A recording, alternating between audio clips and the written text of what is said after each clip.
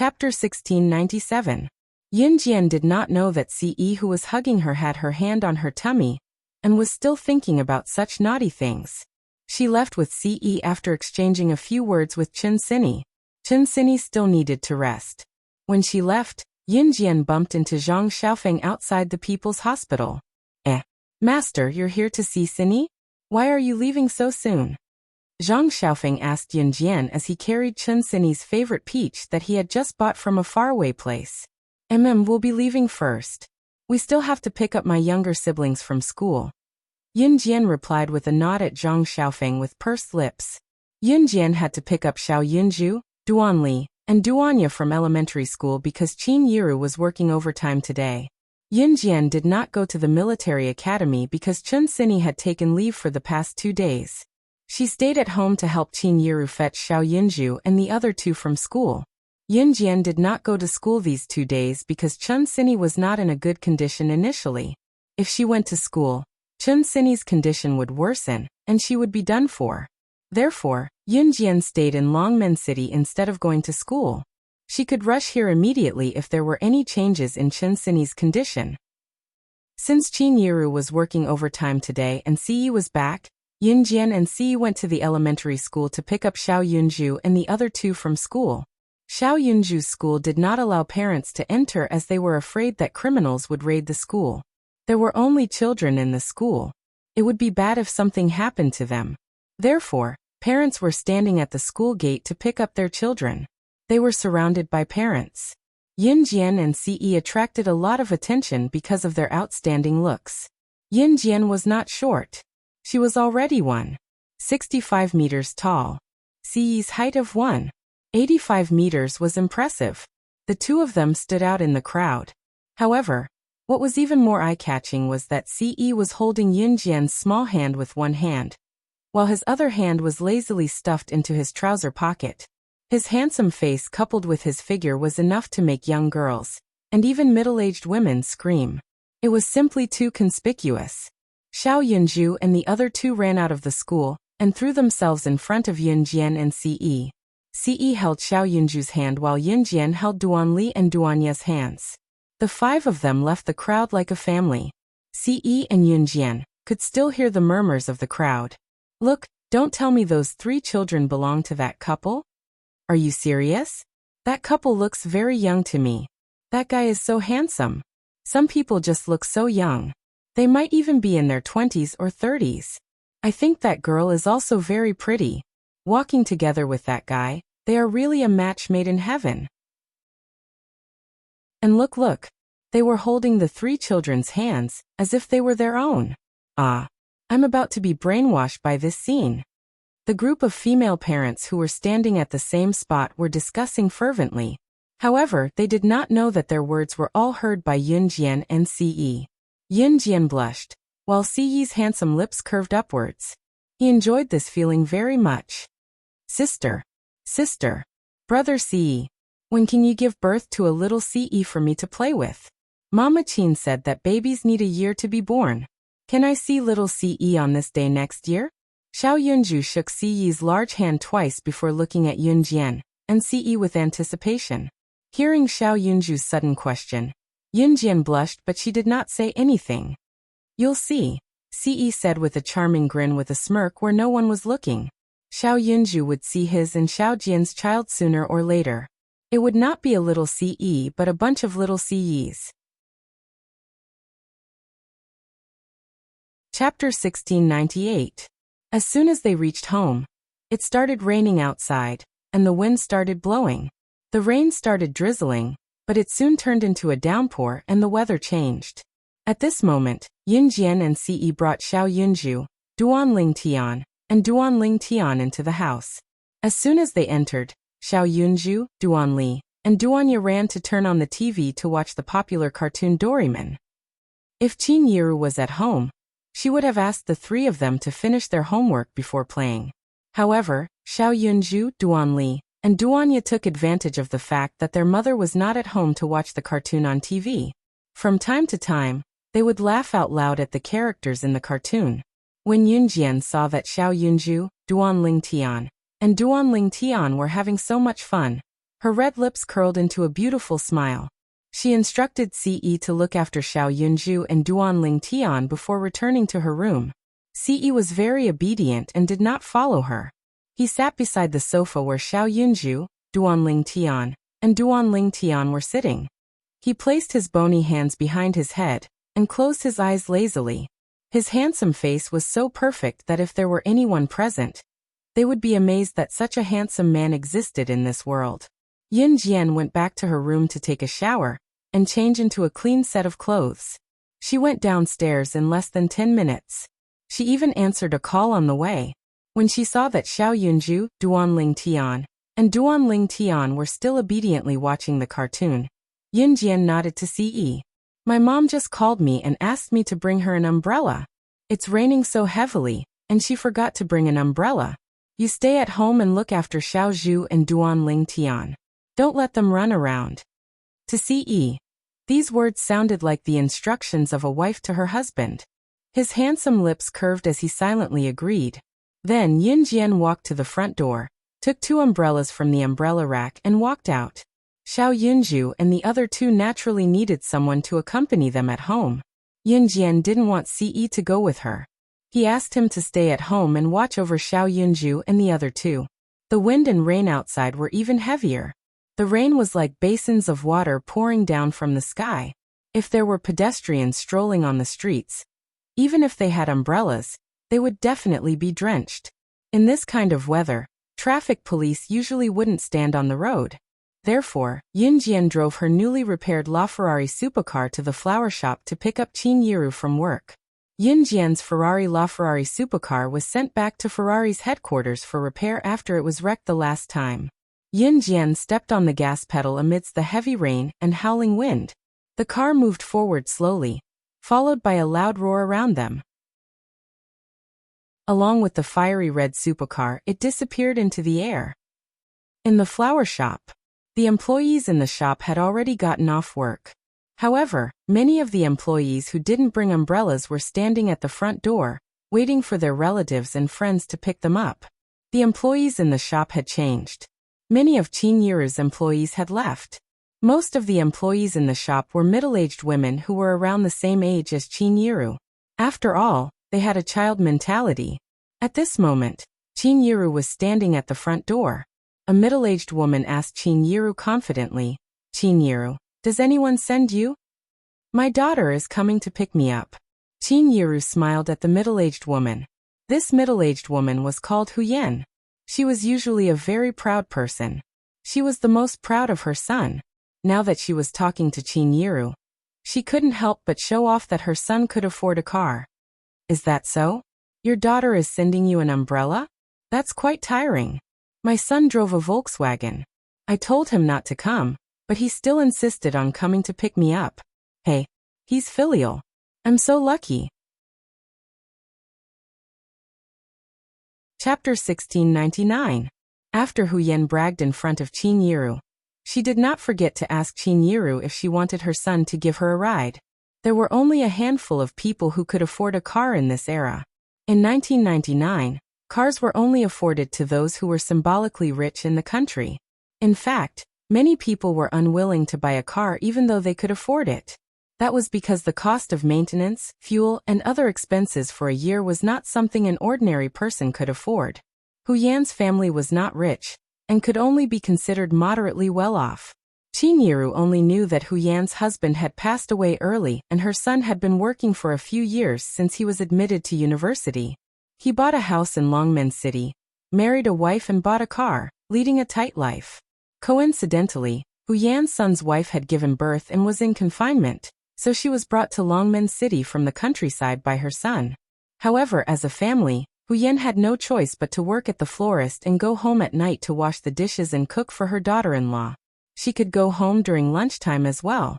During this time, Huyan would usually rush home to cook for her daughter-in-law and grandson. Otherwise, her son would not have brought her to Longmen City. With that in mind, Huyan had to perform better. Otherwise, she would be sent back to the countryside once her daughter-in-law's confinement was over. Moreover, her daughter-in-law had given birth to a chubby grandson for her. Hu Yan felt that it was all thanks to her son that she could move from the countryside to a big city like Longmen City. Her son was indeed promising. He even bought a car now, a common brand. Hu Yan felt that she was very impressive now, having earned enough face when she walked out. Qin Yiru was dressed normally, not too ostentatiously but not too shabbily either. Hu Yan thought that Qin Yiru's family background should be alright, but it should be much worse compared to hers. So she came over to show off to Qin Yiru to gain some confidence. Right, Yiru, you told me earlier that you came from the countryside too. I don't think you've taken a private car before? My son's here to pick me up today. Don't walk back so hard. How about this? Let your daughter take our car when she comes to pick you up with an umbrella. What do you think? The more Hu Yan talked, the happier she became. She even wanted to show off in front of Qin Yiru's daughter, Yunjian. In fact, Hu Yan had just started working at the flower shop recently. She was not familiar with Qin Yiru. However, Qin Yiru was easy to get along with, and Hu Yan was the kind of person who couldn't keep her mouth shut. The other employees in the flower shop were too lazy to talk to her. Naturally, she wanted to make her presence known in Qin Yiru's shop. Qin Yiru guessed that Yunjian would drive to pick her up. Qin Yiru was not surprised that her daughter could drive, because Yunjian had to learn everything under good Junjian. Driving was very important during missions. Sometimes it could even save one's life. I don't think so. My daughter. Qin Yiru was more easygoing, so she had just spoken when she was interrupted. She heard the sound of a horn. Honk honk honk. A black Volkswagen stopped next to the flower shop. A man got out of the Volkswagen with an umbrella and walked quickly to Hu Yan. Mom, I'm here to pick you up from work. Seeing the man's Volkswagen, the other employees in the flower shop couldn't help but exclaim, a Volkswagen. How much money must he have to pay to afford it? If you don't have at least 100,000 yuan at home, you won't dare to buy a car. Wow, he's really rich. Hearing the discussions around her, Hu Yan's heart almost flew to the sky. She pretended to be calm and said to Qin Yiru, Qin Yiru, don't be so polite. Later, let your daughter who came with an umbrella take my car back. Who knew that just as she finished speaking, a fiery red supercar in the distance sped over like lightning. It drifted and suddenly stopped. Whose car is this? Hey, I think this car is not cheap. I've never seen such a beautiful car. The people around her immediately exclaimed. Hu Yan also straightened her eyes and was slightly envious. However, just as Hu Yan was envious, she saw the girl sitting in the car open the door and get out with an umbrella. Then, she walked straight to Qin Yiru and stood in front of Qin Yiru. Mom, let's go home. Hearing this, Hu Yan's eyes suddenly widened. Qin Yiru's family has a car? Moreover, it's a car with only 2 seats and an unknown brand? Just as she thought of this, everyone present heard Hu Yan's son suddenly change his expression. He pointed at Yunjian's car with a trembling hand and exclaimed, Isn't that the limited edition Ferrari LaFerrari, which is only sold in the world? There are only 3 of these cars in the world and each of them is sold at a sky-high price. It's already out of production. If you want to buy such a supercar, and a limited edition one at that, you can't even talk about it without 10 million yuan. Chapter 1700. 10 million. This car needs 10 million to buy? Everyone present only heard the number in his words, and immediately, everyone's faces changed greatly from fright. Hu Yan in particular, who had been particularly smug in front of Qin Yiru just now, had her mouth agape and exclaimed after her son spoke. Mom, 10 million is not enough to buy this car. I mean, if you don't have 10 million, don't even think about talking about this car. This is the world's flagship, limited edition supercar. A supercar that even rich people can't buy.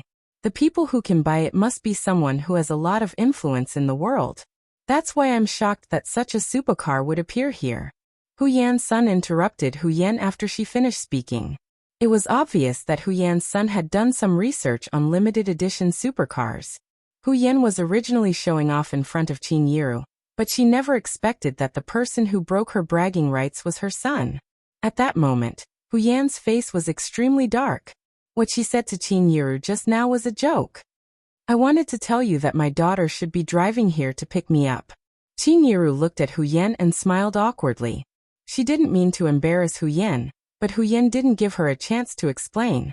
After Hu Yan heard Qingyiru's words, her face became even darker. This car is so beautiful. It costs more than 10 million. How can it not be beautiful? This car belongs to Qingyiru's daughter, right? My God, her daughter is so young, but she can afford such an expensive car. It's a blessing to have a daughter. Sons nowadays aren't of much use after giving birth to them. Daughters are better. A series of conversations came from the surroundings. Hu Yan's face became even darker when she heard the voices of the flower shop employees who were waiting for their relatives and friends to pick them up. Hu Yan had always been proud that she had a son. Moreover, Hu Yan's son was so promising that he even brought her out of the countryside to live in the big city. The few neighbors in the countryside were envious. At that time, Hu Yan thought that her son was the most capable person in the world. However, at this moment, she felt that what she said in front of Qingyiru just now was enough to embarrass her for the rest of her life. The Volkswagen that his son had bought had only cost about 50 to 60,000 yuan. However, Qingyiru's daughter's car. Thinking of this, Hu Yan felt that something was wrong. Qingyiru's daughter was so young. How could she afford such an expensive sports car? Looking at Yunjian's appearance, she was so beautiful that people couldn't take their eyes off her. She suddenly had a feeling of realization. Hu Yan then looked up at Qingyiru and spoke bluntly in front of the crowd. You're right. Qingyiru, how much did your daughter spend on this car? She bought such an expensive car. Why are you still working at our flower shop? Don't tell me that this car was given to her by her man? On the surface, Hu Yan was saying that Yunjian's car was given to her by her man. However, as long as one was not stupid, they could tell that she was lying. Did Yunjian become someone's mistress or mistress? Did she get this car by being a mistress? After hearing Hu Yan's words, Qingyiru naturally couldn't hold back her anger.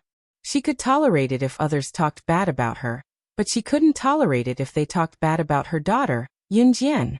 There was no reason. This was probably the so-called motherly love. Qingyiru was about to retort, but Yunjian pulled Qingyiru's sleeve and stopped Qingyiru from speaking.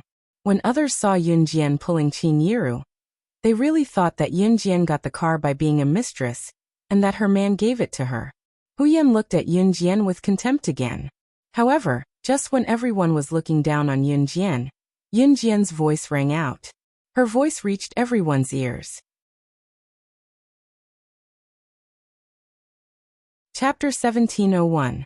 Yunjian's words made it clear that she had bought the car with her own money, as well as another point. She had 40 to 50 sports cars at home that cost the same as the Ferrari LaFerrari.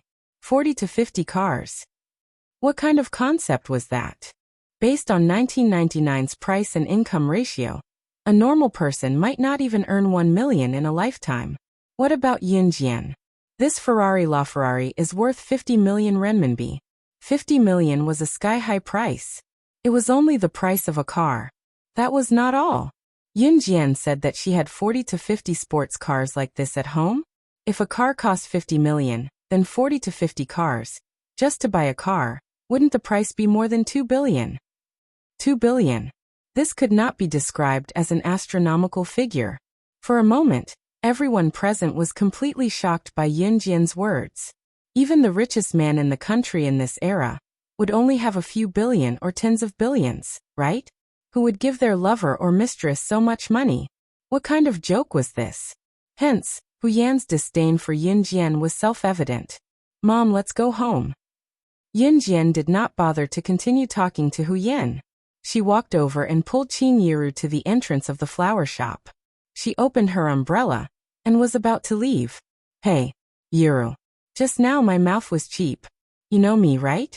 I'm not a bad person. It's just that my mouth is especially cheap. Just now, I even let my son send you off. Today, can you let your daughter send me off? Hu Yan called out to Qingyiru.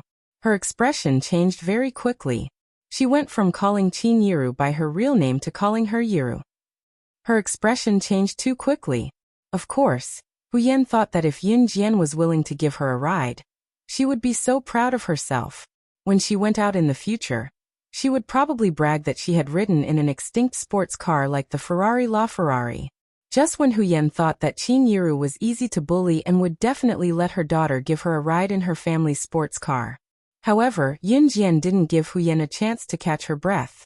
She directly interrupted Huyen. My car can only seat 2 people. The passenger seat will only carry my mother, not any dogs. Yun Jian actually compared Huyen to a canine?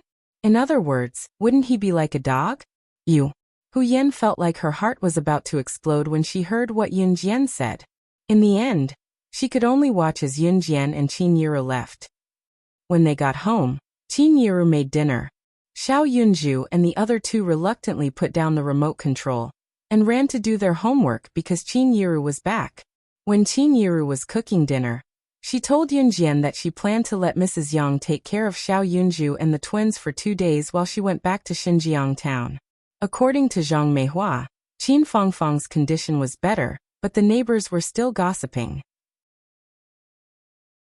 This made Qin Fangfang, who had just gotten over the pain of her husband's affair, upset again. Therefore, she asked Qin Yiru to go back. Since it was not winter yet, the bus from Longmen City back to Xinjiang town was at 6 o'clock at the latest. Qin Yiru would probably go back today. It was raining outside, but the downpour had already subsided. Mom, I'll go with you. Yun Jian suddenly spoke up. Xiao Jian, what are you talking about? Just stay in Longmen City. Besides, Zi's here. Qin Yiru persuaded Yun Jian with a look at Ce. I'll go wherever Xiao Jian wants to go. Ce's lips moved as he looked at Yun Jian affectionately. If Yun Jian wanted to go back to Xinjiang town with Qin Yiru, he would follow. Even if his Xiao Jian wanted to go to hell, as long as she wanted to go, he would go with her. Chapter 1702. In fact, Qin Yiru wanted Yun Jian to go back with her as well. With Yun Jian around, Qin Yiru felt more confident. To Qin Yiru, Yun Jian was not only her daughter, but also her hope in life. The closer it was to the Gaokao, the busier Yunyi was. Now, Yunyi was even studying in school during the weekend and rarely went home. Even when she was home, she was busy dating Qin Yu. Qin Yiru had not seen her son for a long time. Fortunately, her daughter was with her. Now that the son-in-law she had acknowledged was doting on her daughter, Qin Yiru was very satisfied with her current life. After dinner, Xiao Yunju and the other 2 girls were sent to Mrs. Yang's house. Mrs. Yang was very kind to Xiao Yunju and the girls, so Xiao Yunju and the others liked to visit her house. It was also because of this that Qin Yiru would ask Mrs. Yang to take care of the children for her whenever she needed help. After settling Xiao Yunju and the other 2 girls in Mrs. Yang's house, Qin Yiru, Yun Jian, and Ce boarded the bus to Xinjiang town. It was not Ce's first time taking the bus, but if it were not for Yun Jian, he would never take the stupid bus. Coincidentally, it was the last bus from Longmen City to Xinjiang town at 6 o'clock. The bus was crowded, almost collapsing. Although they had a car at home, Yun Jian usually did not drive around. After all, she did not have a driver's license in Country Z. Ce and Yun Jian's car usually had 2 seats, but Ce's Lamborghini had a back seat, but it was very cramped. Xiao Yunju and the other 2 girls could sit in the back seat of the Lamborghini, but Qin Yiru and Yun Jian could not even straighten their backs if they sat there. Therefore, he simply chose to take the bus. Coincidentally, all the seats on the last bus had been taken, so Yun Jian, Ce, and Qin Yiru were all standing and holding onto the handrail. Finally, someone got out of the car halfway and vacated a seat beside Ce. Without hesitation, Ce gave her seat to Qin Yiru. He used his tall and slender figure to protect Yun Jian, preventing any of the men standing on the side of the aisle from touching her.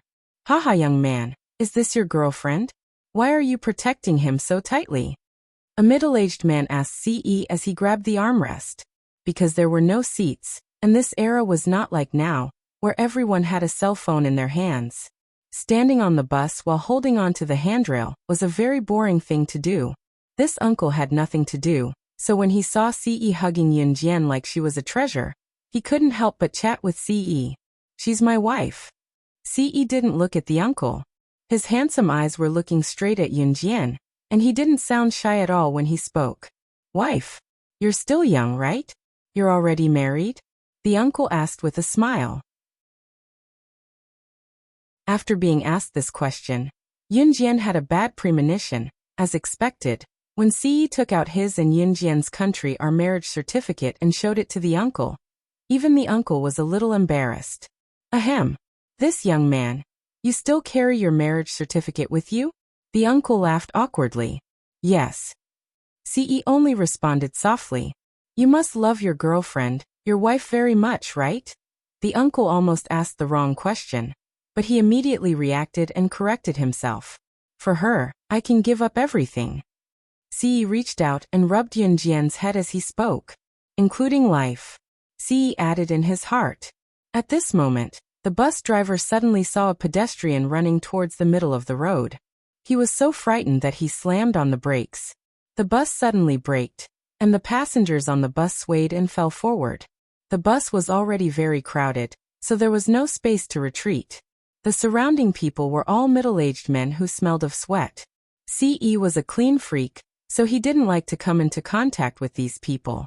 But when the bus driver slammed on the brakes, he didn't even hesitate to turn around and hug Yunjian, causing the people who smelled of sweat to fall on him. When they fell on him, he didn't even cry out in pain. Instead, he looked straight at Yunjian, constantly checking to see if Yunjian was scratched or hurt.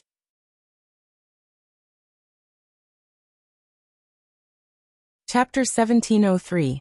Qin Yiru was sitting beside them. She had seen how Ce shielded Yunjian just now. Watching how Ce shielded Yunjian, and how he did not even frown when people bumped into him, still shielding Yunjian with his sturdy frame, Qin Yiru opened her mouth to say something but kept it shut in the end. Qin Yiru had an indescribable feeling when she saw how protective he was of her daughter. Her daughter was so lucky to have met a good kid like Ce. If Qin Yiru's inner monologue was heard by Ce, he would probably blurt it out. Meeting her was the happiest thing that had ever happened to him. Taking the last bus back to Xinjiang town from Longmen City. The bus was so crowded that even the air on the bus was stale. It was stuffy and smelly. Yunjian did not feel any bumps on the way, because Ce stood behind her and held her in his arms, preventing anyone from touching her. Qin Yiru only saw Ce shielding her daughter, but did not notice that when Ce shielded Yunjian, he bent his lean back and lowered his head slightly to press his thin lips to Yunjian's ear intimately. His large palms were even more stimulating. Ce and Yunjian were standing beside Qin Yiru as he wrapped his large palms around her waist and placed them in front of her abdomen. Yunjian's breasts were huge, especially when she was still in her growing phase. Even today, Yunjian could not hide her voluptuous breasts even if she wore a loose top. Ce's bracelets were placed slightly above Yunjian's flesh-free abdomen. He could even feel the bottom of her perky breasts. Qin Yiru did not notice that Ce had secretly taken a few bites of her daughter, as her eyes were filled with relief. She was glad that her daughter had met someone who loved her as much as Ce. It was true that Ce doted on Yunjian and planned to dote on her to the core. It was only when they arrived at Xinjiang town and got off the bus that Yunjian breathed in the fresh air. The sky was completely dark by then. The uncle who spoke to Ce just now was from Xinjiang town as well. Before he left, he tiptoed with a grin to pat Ce's shoulder and gave Ce a thumbs up. Good lads who dote on their wives. The young lady has good taste to be with you at such a young age. With that, the uncle shook his head with a smile and walked further and further away. After the uncle left, his words made Yunjian's cheeks moisten slightly. Let's go.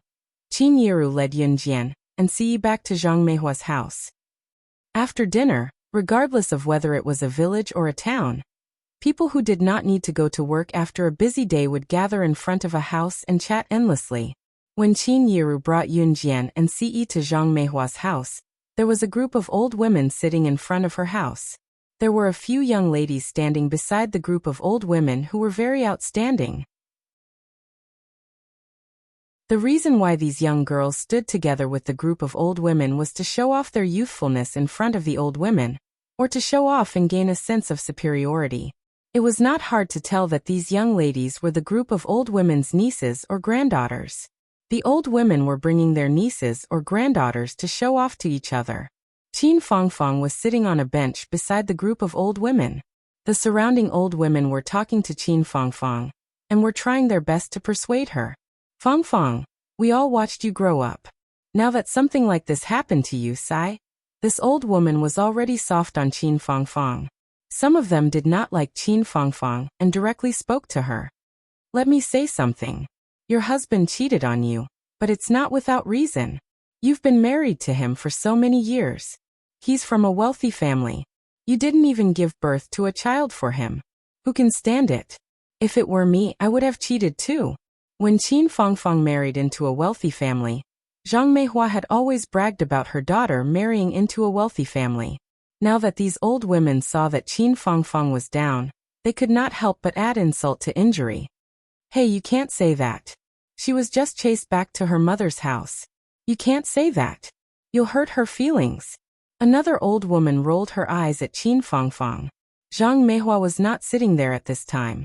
Naturally, she did not know that these people were criticizing her daughter.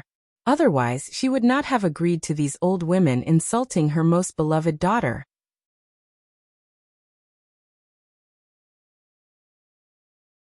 Chapter 1704. Don't say that.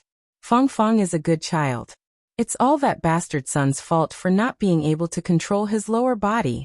Why are you blaming Fangfang? As long as he's a man, he shouldn't be looking for women outside. If I see him, I'll kill him. Among the group of old ladies present, not all of them were here to hit Qin Fangfang when she was down.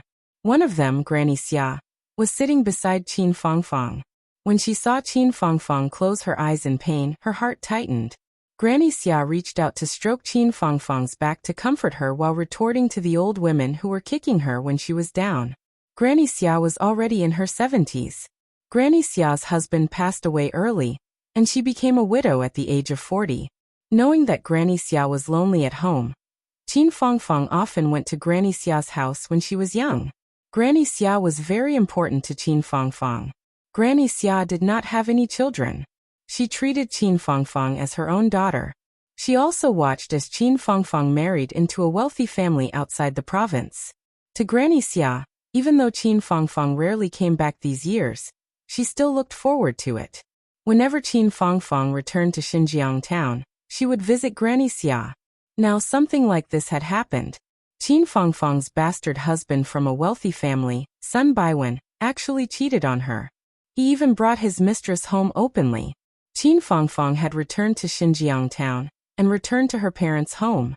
However, Zhang Meihua had always talked about her daughter marrying into a wealthy family. She used to be glorious. When Qin Fangfang returned to Xinjiang town in the past, she had never bragged to anyone. However, Zhang Meihua had bragged for her for so many years. Now that Qin Fangfang was unfortunately in dire straits, the old women who had been bragging to Zhang Meihua for so many years found a chance to mock and ridicule Qin Fangfang. Granny Xia could not stand it anymore and shouted for everyone to stop. Don't keep looking for reasons on the man. There must be something hidden when the man cheats. If you ask me, so what if your man cheats? You should go back. Take the family's assets and let the man go out to play. Let him do whatever he wants. It's fine as long as the money is in your hands. The old woman sitting by the side was very experienced, and advised Qin Fangfang to go back and not get a divorce. Qin Fangfang obviously didn't want to listen to the old woman's words. She lowered her head. After listening to the old woman's words, she really couldn't take it anymore and walked towards the door. Just as she stood up, Madame Fan grabbed Qin Fangfang's hand and refused to let her go. The old woman who had said that Qin Fangfang couldn't give birth to a child for Sun Baiwen grabbed Qin Fangfang's hand and refused to let her leave. Don't go, we're just concerned about you. Besides, that's the truth. If you work hard and give birth to a son or daughter for your future husband, he won't cheat on you.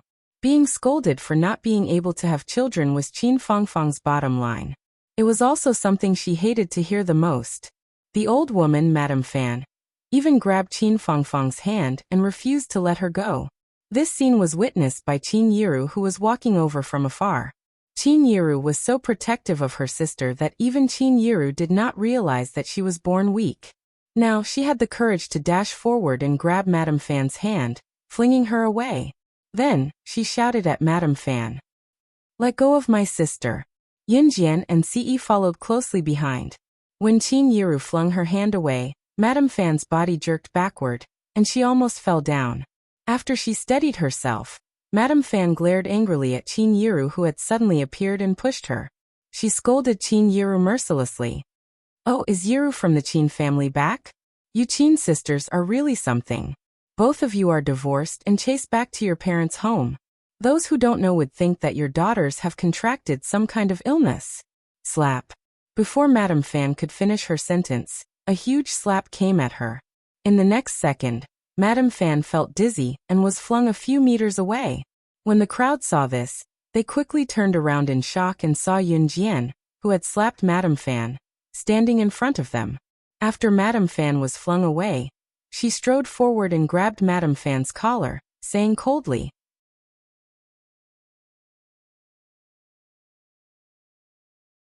Chapter 1705. Yunjian's slap was so powerful that it sent the person flying several meters away. This action shocked the old women and the young girls standing around. Are you Qin Yiru's daughter, Yunjian? One of the old women recognized Yunjian. She was stunned and then dumbfounded. Qin Yiru's daughter, Yunjian, was New Cruise's director. This news had spread throughout Xinjiang town. Yunjian's reputation was known by everyone in Xinjiang town. Moreover, when Qin Yiru remarried, Yunjian had organized her wedding single-handedly. She had laid out the red carpet from Zhang Meihua's house to Gu Yunjian's house. More than 20 sports cars had been sent to the wedding, some of which were limited edition sports cars. The wedding half a year ago had caused a sensation in Xinjiang town. Qin Yiru's daughter, Yunjian's name had spread throughout Xinjiang town at that time. Therefore, it was not surprising that the old woman could recognize Yunjian. Ms. Fan, who had been sent flying by Yunjian's kick and grabbed by the collar, had wanted to retaliate against Yunjian. However, when she heard the other old woman mention that Yunjian was New Cruise's director, she was stunned. Grandma. Who is she?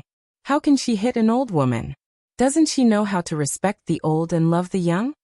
The old women in Xinjiang town had spread the news that Qin Yiru had given birth to a powerful daughter. However, the few young girls who rarely returned to Xinjiang town, and would occasionally return to the countryside to show off after getting good grades in school, did not know who Yunjian was. One of the girls, who was rather petite and had a pair of slender and fair thighs, had spotted Ce from afar. It went without saying that young girls would pay attention to the opposite sex. She had seen Ce walking toward them while holding Yunjian's hand from afar. Ce's handsome silhouette coupled with his messy hair and tall frame made him look like an almighty god, attracting the girls' gazes. The petite girl had taken a liking to Ce at first glance. At the same time, she did not have a good impression of Yunjian. Seeing that Yunjian had sent Madame Fan flying with a kick, the girl called out to an old woman standing beside her. The girl's name was Suya. Suya had spoken very loudly to her grandmother when she had accused Yunjian of not respecting the old. She had spoken so loudly because she wanted Ce to hear her. She wanted Ce to see Yunjian shamelessly hitting the old woman, so that Ce would dislike Yunjian. Suya herself did not like the old woman from the bottom of her heart. However, in front of others, she still pretended to be very kind and showed her best side to the public. When the surrounding girls heard Suya's words, they all said that Yunjian was impolite for hitting the old woman. When everyone spoke up to this point, they saw Ce take 2 steps toward Yunjian. When the girls saw this, they almost screamed because of Ce's handsome figure. Just when everyone thought that Ce would go forward to pull Yunjian away and save Ms. Fan, Ce stepped forward. Under everyone's gaze, Ce took Yunjian's hand and pulled Yunjian into his embrace. Then he kicked Ms. Fan, who was lying on the ground pretending to be dead. This kick was far more vicious than Yunjian's. With a cold expression, Ce kicked Ms. Fan into the grass more than 10 meters away. Then he hugged Yunjian, his handsome face expressionless. He took out his phone from his trouser pocket and dialed the number without looking at it. The moment the call connected, Ce ordered the person on the other end of the phone in front of everyone.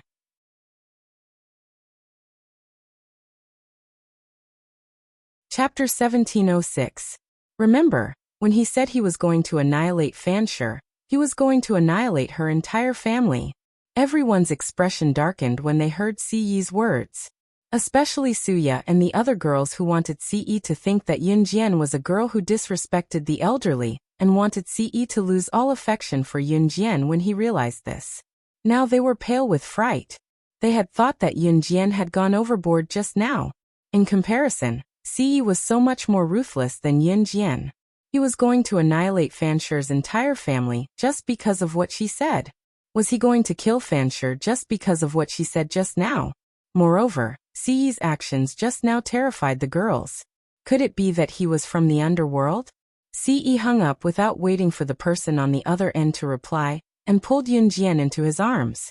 Looking at Yunjian's face that he could not bear to let go of, Ce's chilling words spread to every corner of the venue, sending chills down everyone's spine. Everyone here, listen up. If I hear any of you bad-mouthing my mother-in-law in the future, I'll annihilate your entire family. Ce's gaze on Yunjian was gentle, but his words to the crowd were chilling like winter ice. Qinyiru was Xiaojian's mother, which meant that she was his mother as well. Ce had never experienced a mother's love, but he had received Qinyiru's care. To Ce, Qinyiru was Yunjian's mother as well as his mother. Naturally, he would not let his mother be bullied. If Adam and Shuang were here to hear what Ce said, they would probably be mocking him. They were not even officially married yet, and their young master was already calling her mother-in-law. How shameless. Of course, if Adam and Shuang said that in front of Ce, they would definitely be banished to the Amazon forest for a few years by Ce. Once Ce spoke, the gossipy old women and the girls who had badmouthed Yunjian shuddered and gulped. Go go go go, it's too scary. Let's go home. The old women around them were smart as well. When they heard Ce's words, they left the place like they were fleeing. Those young girls were the granddaughters or nieces of the old women. When the old women left, these young girls were naturally taken away with them. Soon the place quieted down. Madame Fan, the old woman who had badmouthed Qinyiru and Qin Fangfang, crawled over from the lawn and knelt in front of Qinyiru. She knew that if Yunjian was capable, Ce would not be too bad. Qinyiru. Yiru. Save me. Save me. I spoke too fast just now. You can't let your son-in-law treat me this way. I'm a dutiful person. It's my fault, it's my fault. I won't do it again. I beg you. Please let me go. Madame Fan knew that Qinyiru was easy to talk to, so she kowtowed desperately to Qinyiru to admit her mistake. Although Madame Fan had gone overboard with her words, Qinyiru still had to return to Xinjiang town. She did not want her son-in-law, Ce, to be called a cold-blooded devil. Therefore, Qinyiru asked Ce to just teach her a lesson and not kill her. Ce did not respond at first, but when Qinyiru told Yunjian did not wait for Ce to finish before Ce agreed. I'll listen to you. He would only listen to her, even if he had to climb a mountain of swords or plunge into a sea of fire. Qinyiru sighed in relief when Ce agreed. After all, she was from Xinjiang town and had to live there. If Ce really destroyed the Fan family, who would dare to get close to her in Xinjiang town? Ce could not help but rub Yunjian's head.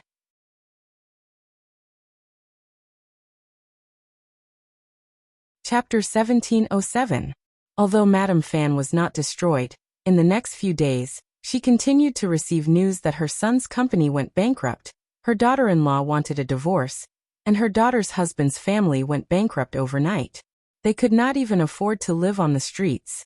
Madame Fan suddenly thought of Ce when she heard the news and vomited blood.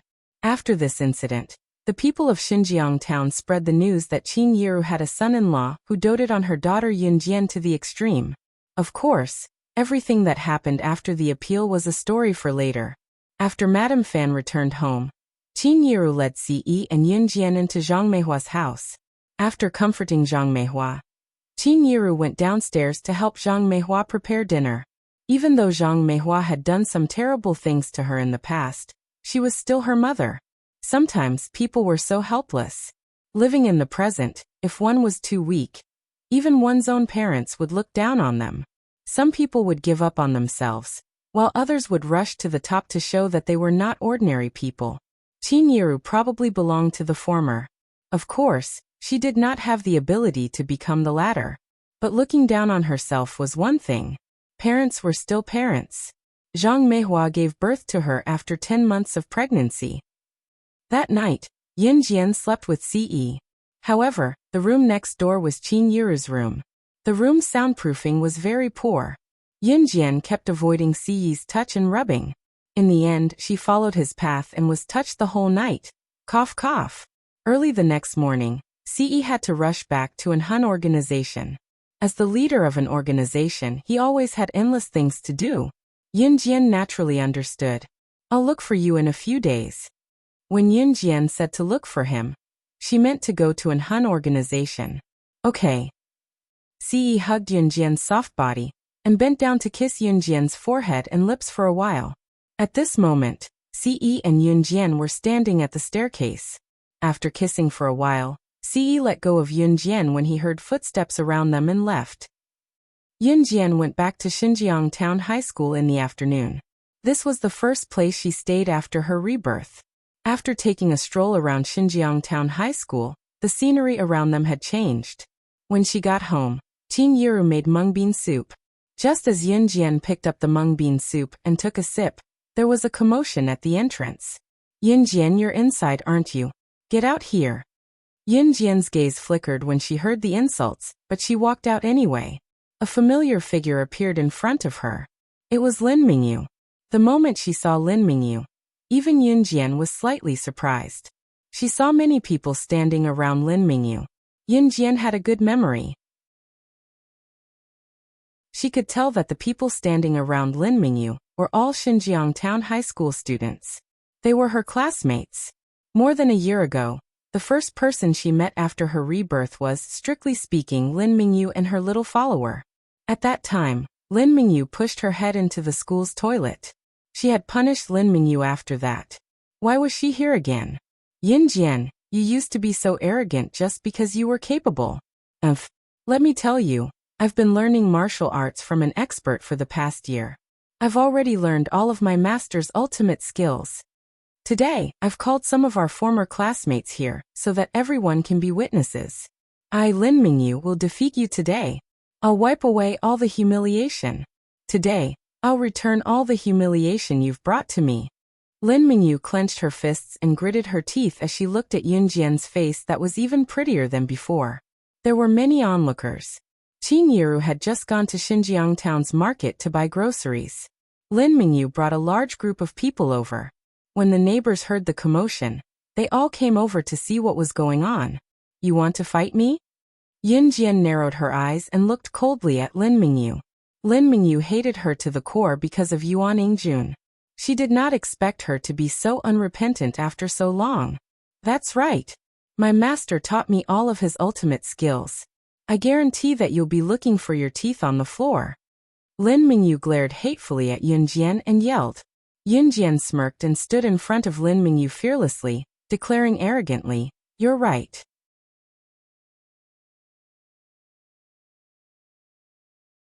Chapter 1708. What Yin Jian said was not a secret. At least, it had spread throughout the Min City Military Academy. She was not afraid of Qin Yiru finding out. Moreover, Qin Yiru was not at home now as she had gone to the market to buy groceries. The neighbors had also gathered here, because of Lin Mingyu's arrival with a large group of people. They were surrounded by people.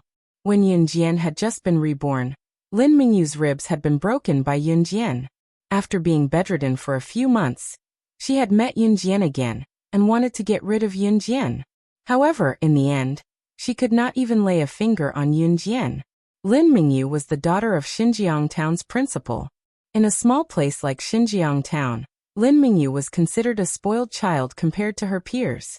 As the daughter of Xinjiang Town's principal, when had she ever been bullied? The first time in her life that she had been humiliated was at the hands of Yin Jian. She would remember this grudge for the rest of her life. Just as Lin Mingyu was looking at Yin Jian with confidence, she and the people around them heard Yin Jian's words. Before going to the hunting school, Z Country held a selection competition for the best special forces in the country. It was not a secret that could not be told to others.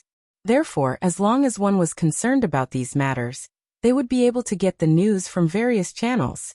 Reality proved that there were only 3 spots for the hunting school, and the competition for the spots was very intense. Many middle-aged and elderly people in Xinjiang town who liked to read newspapers wanted to know which 3 people had obtained the right to go to the hunting school, but to no avail. Yun Jian's words had stirred up everyone's emotions. For a moment, everyone stared at Yun Jian with widened eyes in shock and horror. Did you participate in the selection competition? A middle-aged man who liked to read newspapers looked at Yun Jian with fear in his eyes as he exclaimed. Some of Yun Jian's classmates who had been called over by Lin Mingyu when they were in Xinjiang town's school heard the conversation between Yun Jian and the middle-aged man. They all looked at Yun Jian in shock. So what? However, before Yun Jian could answer, Lin Mingyu suddenly interrupted everyone. She pointed her finger at Yun Jian and stared at Yun Jian fiercely. She looked like she wanted to tear Yun Jian into pieces. Tell me, do you dare to fight me or not? Lin Mingyu pointed her finger at Yun Jian. She gritted her teeth and shouted at Yun Jian. Leader, softer, softer. At the same time as the incident in Longmen City's Xinjiang town, Lung Mei was caught by Di Lin and Blood Doll, and pinned down to do unspeakable things to her. After being brought back by Di Lin, Lung Mei had been bullied on the bed for 3 days and 3 nights. At this moment, Lung Mei was hugging Di Lin's head and letting Di Lin move up and down on her body. Lung Mei was Di Lin's lover. This was something everyone in the Blood Doll organization knew. After the former leader of Blood Doll, who was also Di Lin's father, passed away and Di Lin became the leader of Blood Doll, he made it clear that he wanted Lung Mei to be his lover. Lung Mei was only an assassin in Blood Doll, and was saved by Di Lin's father. She had no right to refuse. She had always thought that Di Lin only wanted a woman to warm his bed and vent his lust, so she had never harbored any improper thoughts. She was already prepared to die when she was caught trying to assassinate Yun Jian. She did not expect that Yun Jian would not kill her, and even let her stay with Qing Yu and Gu Nianji. Now that she had been caught by Di Lin for so long, her waist was about to break from being bullied. Lung Mei had even begun to plan to escape from Di Lin. Di Lin did not like her anyway. After she left him, she would simply find him another woman to warm his bed. Lung Mei had already made up her mind. What are you thinking about? Di Lin asked after he finished venting his lust on Lung Mei and put on his clothes, sitting beside her as if nothing had happened. It was only then that Lung Mei snapped out of her trance. She pulled the blanket over herself and glanced at Di Lin carefully. Nothing. After that, Lung Mei put on her clothes swiftly and headed out the door as usual. He did not like her staying in his room after every session, so she left on her own accord.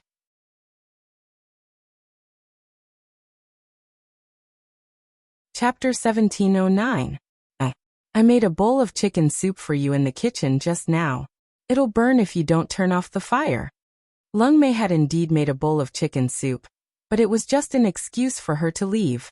She thought that as long as she left and sent a woman back in time, their chief would definitely forget about her after some time. Lung Mei still wanted to return to Xinjiang town to play mahjong with Qing Yu and Gu Nianji. Have someone send it over. Stay here. Di Lin held Lung Mei's wrist tightly. He never had a reason to do anything he wanted her to do. But I made it myself. I want to serve it to you personally. Lung Mei did not expect her chief to change so much after her return.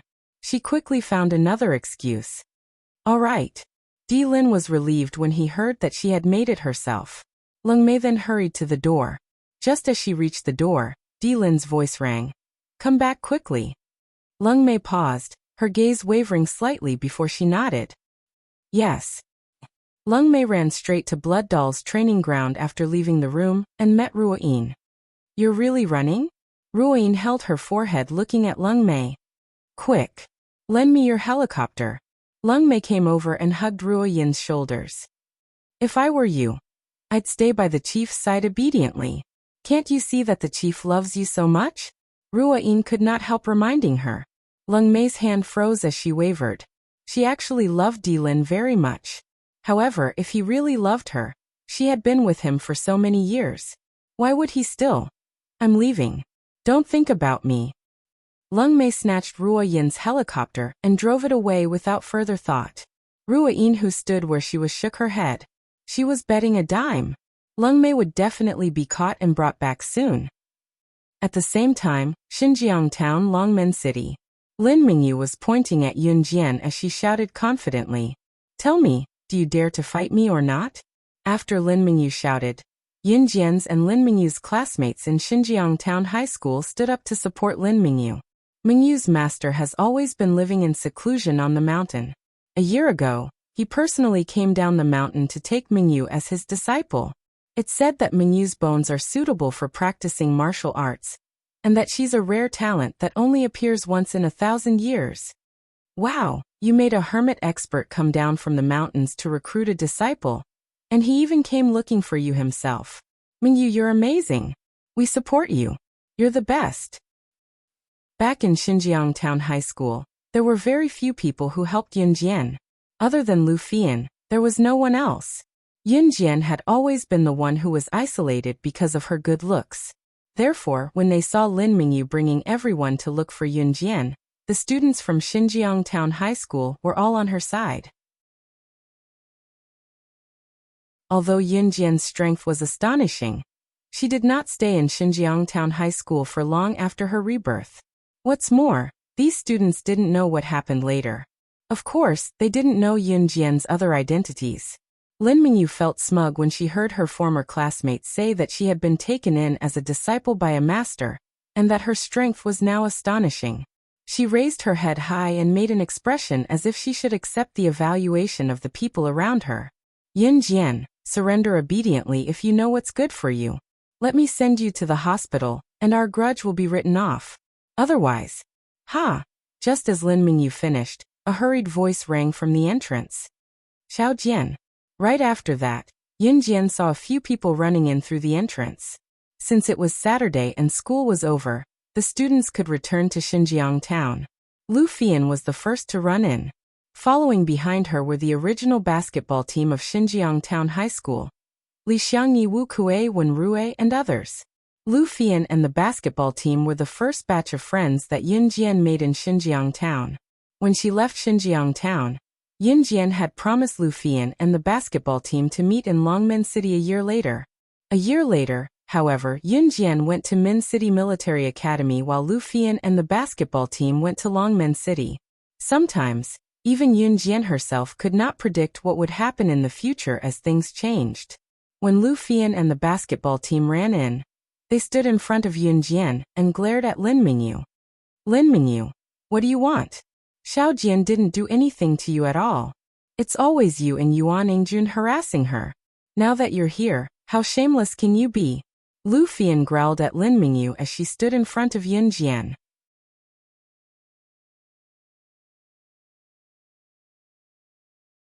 Chapter 17:10. Hey, isn't this LV Fian? Haha. Your dad killed someone. He's still in jail, isn't he?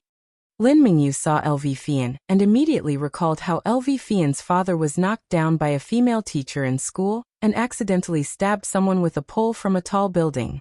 That incident had caused a huge commotion in Xinjiang Town and Xinjiang Town High School. As Lin Mingyu was the daughter of Xinjiang Town High School's principal, she naturally knew about the incident. LV Fian was Yun Jian's friend.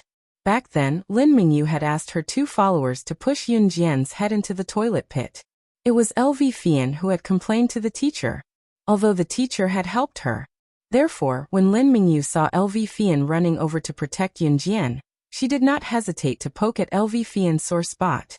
LV Fian's father was supposed to be in jail for the rest of his life because of Yun Jian's rescue.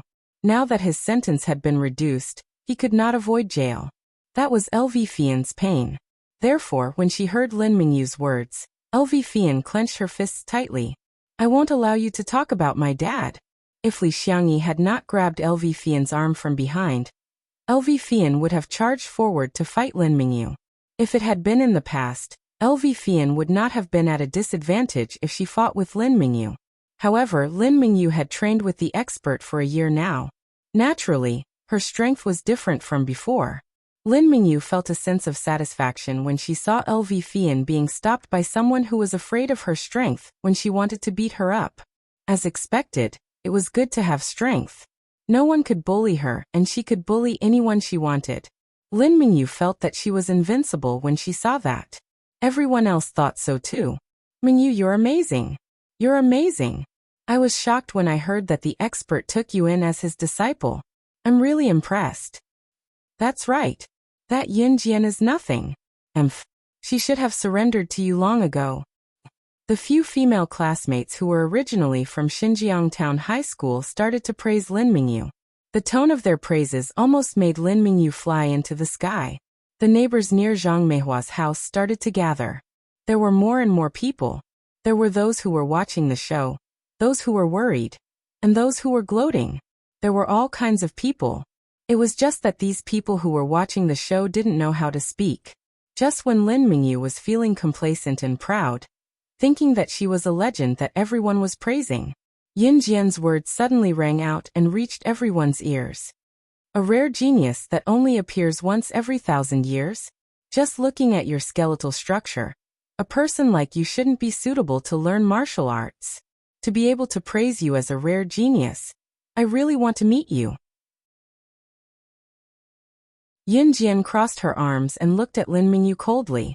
Lin Mingyu's bones were loose and her attacks were soft. Even if she met an expert, even if she was trained from a young age, she would never reach the level of a senior assassin. For someone like Zhang Xiaofeng, who had strong bones and powerful punches, just a few words of guidance would be enough for him to reach the sky. This was also the reason why Yin Jian accepted Zhang Xiaofeng as her disciple. Lin Mingyu was a rare genius that only appears once every 1,000 years? Yin Jian almost sneered. Why? Are you jealous after hearing that I'm a rare genius that only appears once every 1,000 years? Let me tell you, even if you're jealous, it's useless because I was born with it. Master said that I was born to learn martial arts. Hearing Yin Jian's words, Lin Mingyu thought that Yin Jian was jealous. She laughed and spoke confidently. However, just as Lin Mingyu finished speaking, a woman with voluptuous breasts and buttocks walked in through the main door. This woman was charming and had a voluptuous figure. The moment she entered, she attracted the attention of many men. However, after the woman saw the scene, she laughed loudly, and then said to Yin Jian in front of everyone.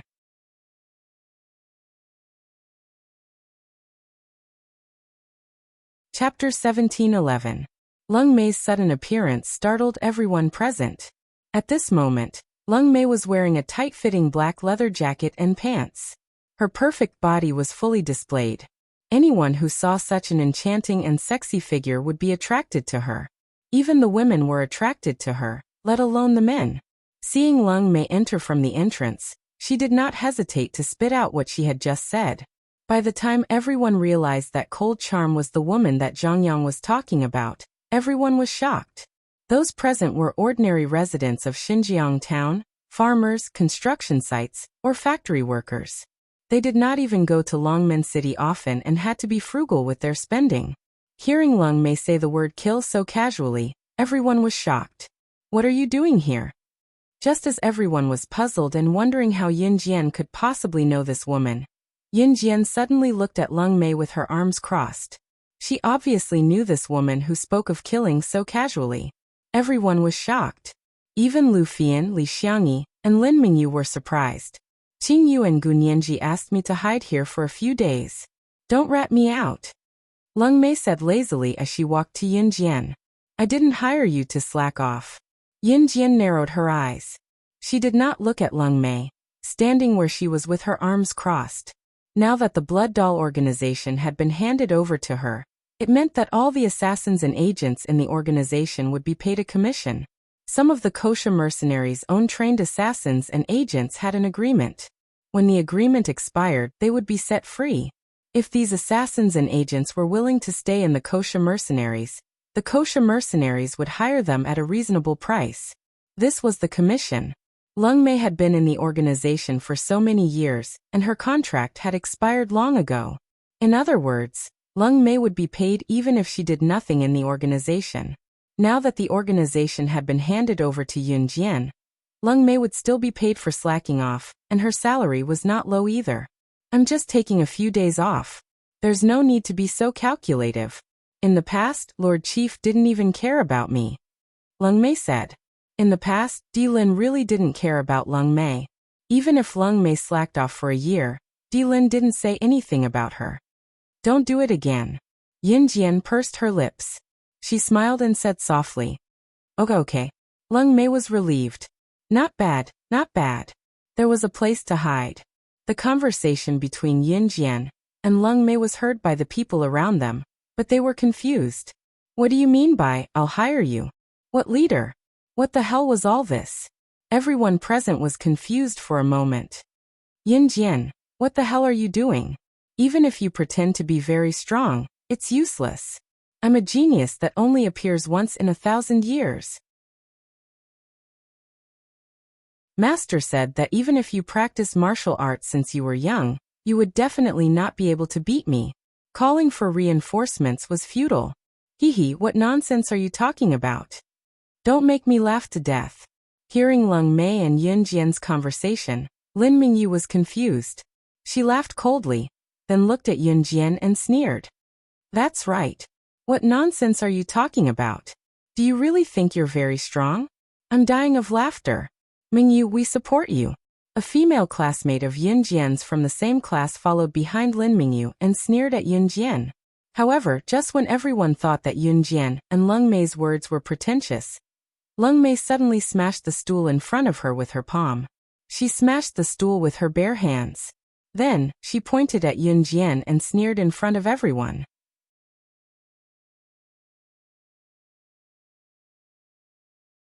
Chapter 17:12. Just as Lung Mei spoke, a guffaw was heard. Pfft, haha. We're not even worth a finger of hers. Are you kidding me? Pfft, don't think you're so great. What a joke. The one who laughed was Lin Mingyu. She was currently glaring at Yin Jian coldly, her gaze brimming with confidence. She was confident that she could defeat Yin Jian. Xiao Jian, this is? The voice of Qin Yiru, who had just returned from grocery shopping, rang from the entrance. Qin Yiru stared blankly at the neighbors who had gathered around to watch the show, as well as Lin Mingyu, Lu Fian, and the others, not knowing what was going on. Ha, you're just in time. You're Yin Jian's mother, aren't you? Your daughter bullied me back then, you don't know, right? She even broke the ribs in my abdomen. I'm going to kill her right in front of you now. Seeing that Qin Yiru had returned, Lin Mingyu did not think that she had gone overboard just now. Instead, she scolded Qin Yiru fiercely. Qin Yiru was shocked by the stare. She was about to speak when Yin Jian's eyes glinted sharply. With a flick of her arm, 6 flying daggers shot out from her hand and went straight to the roof of a nearby house. The scene shocked everyone present. What's wrong with you? Lin Mingyu growled at Yin Jian.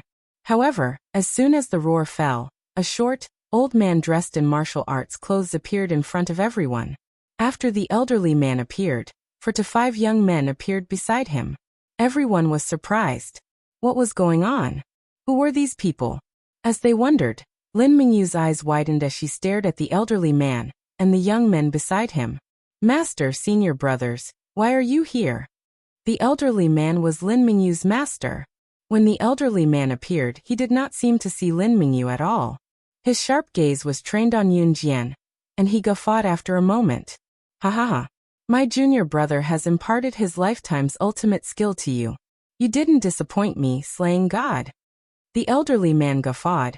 His gaze on Yin Jian's malevolent gaze remained unchanged under everyone's watchful eyes. The moment he saw the old man and heard the old man's words, Yin Jian suddenly thought of someone.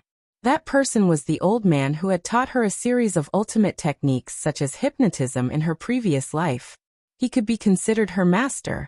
Later on, Yin Jian had also looked for him, but the news she received in the end was that the old man was in the Yulong mainland. Whether or not he was in the Yulong continent was still unknown.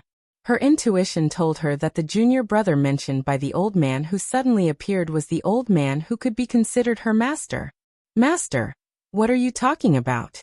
She also learned my skills? Lin Mingyu was shocked. She looked at the old man and asked in confusion. Mingyu, it's all thanks to you that I was able to find her, ha ha ha. Your abilities are not worth mentioning, so don't embarrass yourself here. Leave now. The old man glanced at Lin Mingyu from the corner of his eyes and said, Master, what did you say? Lin Mingyu was completely shocked. Master, Didn't you say that I'm a once-in-a-lifetime talent? Lin Mingyu did not believe him. That's a lie, heh? The old man glanced at Lin Mingyu and ignored her. He looked at Yun Jian with eyes as sharp as a sword. Slaying God, I've been looking for you for a long time. Finally, I found you. My junior brother's disciple, haha. He actually has a disciple. Haha. How can I let his disciple continue to live in this world? Ha ha ha. The old man looked at Yun Jian in a crazed manner and sneered. My daughter is not slaying God and has never had a master. You've got the wrong person. When Qin Yiru heard what the old man said, she was so frightened that she hurried over to hold Yun Jian back. It was obvious that these people were not ordinary people. Qin Yiru did not want anything to happen to Yun Jian. The people around them were confused. Wrong person? Ha ha ha. Do you really think that she's your daughter, Yun Jian? What a joke. Ha ha ha. What? Slaying God, are you scared today? Are you going to hide it from your own mother? Mother, haven't you noticed that your daughter's temperament has changed drastically since last year? Her ability has improved by leaps and bounds. Don't tell me you don't suspect it. The old man looked at Qin Yiru and said confidently. His words stumped Qin Yiru. Xiao Jian's temperament had changed drastically since last year, and she had suddenly become so powerful. It was not that Qin Yiru did not suspect it. Qin Yiru looked at Yun Jian and hesitated for a while before saying, Xiao Jian, I believe you. Do you want to know? Just as Qin Yiru finished, Yun Jian cut her off. What? Qin Yiru was stunned. Do you want to know the truth? If Qin Yiru wanted to know the truth one day, she would not hide it from her. Yun Jian had expected this day to come sooner or later. Qin Yiru was stunned. Yun Jian's red lips curled up in front of everyone. She stood in front of Qin Yiru and spoke to Qin Yiru in front of Lin Mingyu, Lu Fian, Li Xiangyi, the neighbors including Qin Fangfang and Zhang Meihua who came out later.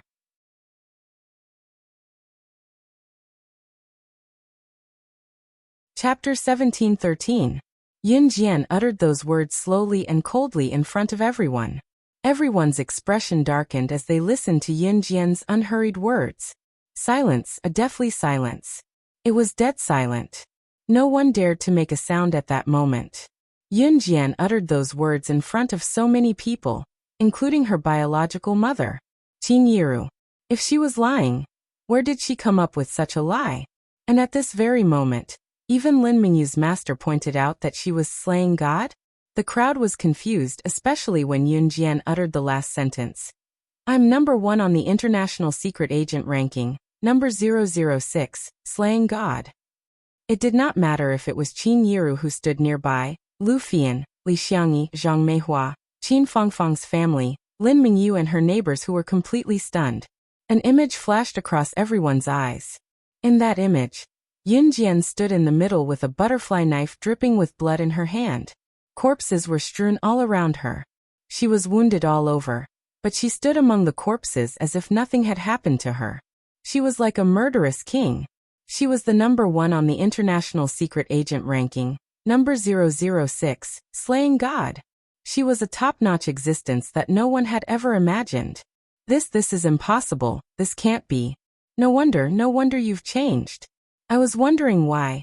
You suddenly became so strong when you were in the toilet a year ago. So you are. Lin Mingyu initially refuted.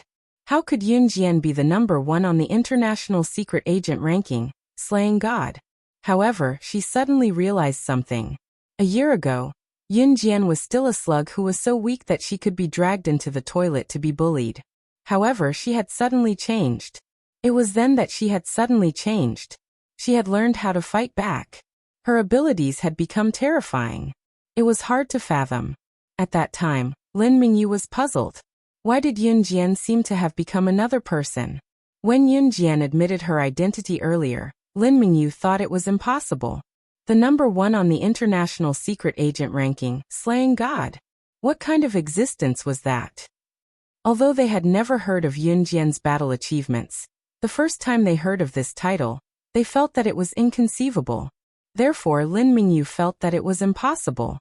Slaying God, the top international secret agent ranking. How could she be Yun Jian? But in the end, Even Lin Mingyu herself could not explain why Yunjian had suddenly become so powerful. It was as if he was a completely different person. Therefore Lin Mingyu changed her words. Everyone stared at the scene in front of them. At this moment, no one dared to say a word. Yunjian stared intently at Qin Yiru. She saw that Qin Yiru's expression had changed from disbelief to shock. Qin Yiru had yet to put down her raised hands. She just stared at Yunjian in a daze, unable to say a word. Yunjian pursed her red lips and suddenly smiled. Since he had decided to talk about it, he might as well go all out. Mom, I'm sorry for keeping this a secret from you for so long.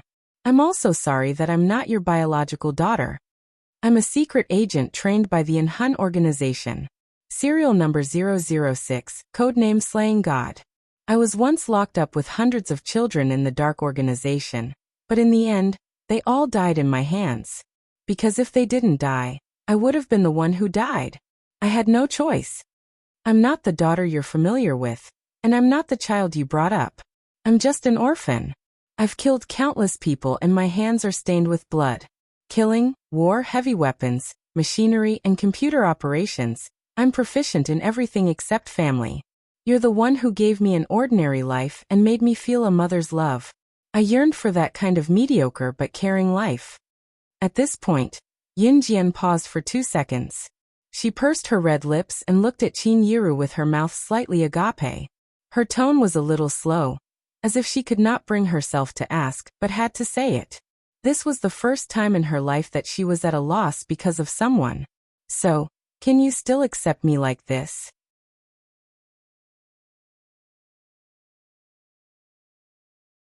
Chapter 17-14. The crowd was watching the scene unfold before them. At that moment, everyone's eyes were fixed on Yunjian and Qin Yiru. Shock was unavoidable. What did Yunjian say earlier? She said that her hands were stained with blood, that she had killed countless people, that she had been imprisoned with hundreds of children, and that she had killed them all. Killing, war, heavy weapons, machinery, and computer operations, she was proficient in all of them. She was a mythical existence. Even the National College entrance examination top scholar, whom the villagers looked up to, might not be able to reach such a standard if placed on the same level as her, right? You really know so many things? Oh my God. You're a genius. Look at us. We've been studying for our whole lives, but we don't even know what a computer is. A talkative old woman opened her mouth and looked at Yunjian in shock and fear. Old women from the villages usually exaggerated their words, and this old woman was no exception. Granny, she's a secret agent. She'll kill people. Someone tugged at the old woman's sleeve and stepped back immediately. The moment the people around them heard that Yunjian was a secret agent, they all took 2 steps back in fear. However, they were afraid that Yunjian would be ruthless when they tried to leave. So at that moment, no one dared to leave. The neighbors looked at Yunjian and stepped back in fear. Lin Mingyu and Yunjian's classmates took a few steps back as well. Everyone looked at Yunjian as if they had seen the god of plague. Yiru, your daughter has been possessed by this demon called Slaying God or something, right? Oh my. There's actually such a terrifying thing in this world. This demoness can kill people. Everyone stay away. Yiru, you should stay away too. Don't get killed. Ask her to leave quickly. Or ask the police to arrest her and shoot her. The old woman who spoke earlier reacted and immediately jeered. Soon someone else chimed in. That's right, that's right. I was wondering how your daughter became so powerful. She started a company and is a special force soldier. What's she so proud of? She's been possessed by a demon. In my opinion, she should die. Yiru, if you want to accept her, then get out of Xinjiang town. Don't ever come back. The people around began to point at Yunjian and scold Qin Yiru as well. They might not have realized what the name, Slaying God, meant. Yunjian was not affected in the slightest by the people around her. At this moment, Yunjian was sizing up Qin Yiru. She was waiting for Qin Yiru's reply. Not far away, Qin Yiru was speechless after hearing what Yunjian had said. Qin Yiru opened her mouth several times, wanting to say something, but her lips were trembling so badly that she couldn't say anything in the end. She suddenly realized that her biological daughter was no longer her biological daughter. It was not that she had no feelings for Yunjian in the past year. Qin Yiru was a sentimental person. Moreover, Qin Yiru's adoption of Xiao Yunju, Duanli, and Duanya showed that she was not a selfish person. However, this had happened out of the blue. How was she supposed to accept or admit this fact? Humph. Ignorant fools. How dare you call slaying God a demon? I'm dying of laughter. Do you know what the name slaying God means? Slaying God, the number 1 on the international secret agent ranking. She started killing at 12, and killed the previous boss of kosher mercenaries at 14. The missions she took on cost at least $100 million in the market. Her assassination, cover, tracking, and anti-tracking missions have never failed since she started her career. Her missions ranged from assassinating the president of a large country to hunting down commoners. And Hun's slaying God is fluent in 58 languages. She was once on the headlines of international newspapers, and was listed as the most untouchable existence in the world.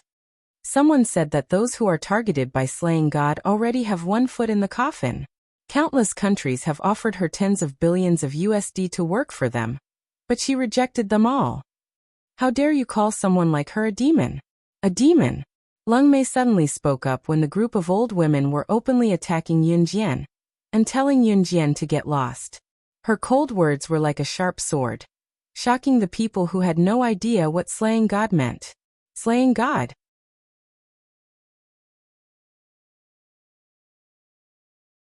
Chapter 17:15. Every word that Leng Mei said brought a sense of shock to everyone present, as if they had discovered a new world. The market price for Yunjian's missions was no less than $100 million USD. What kind of shocking figure was that?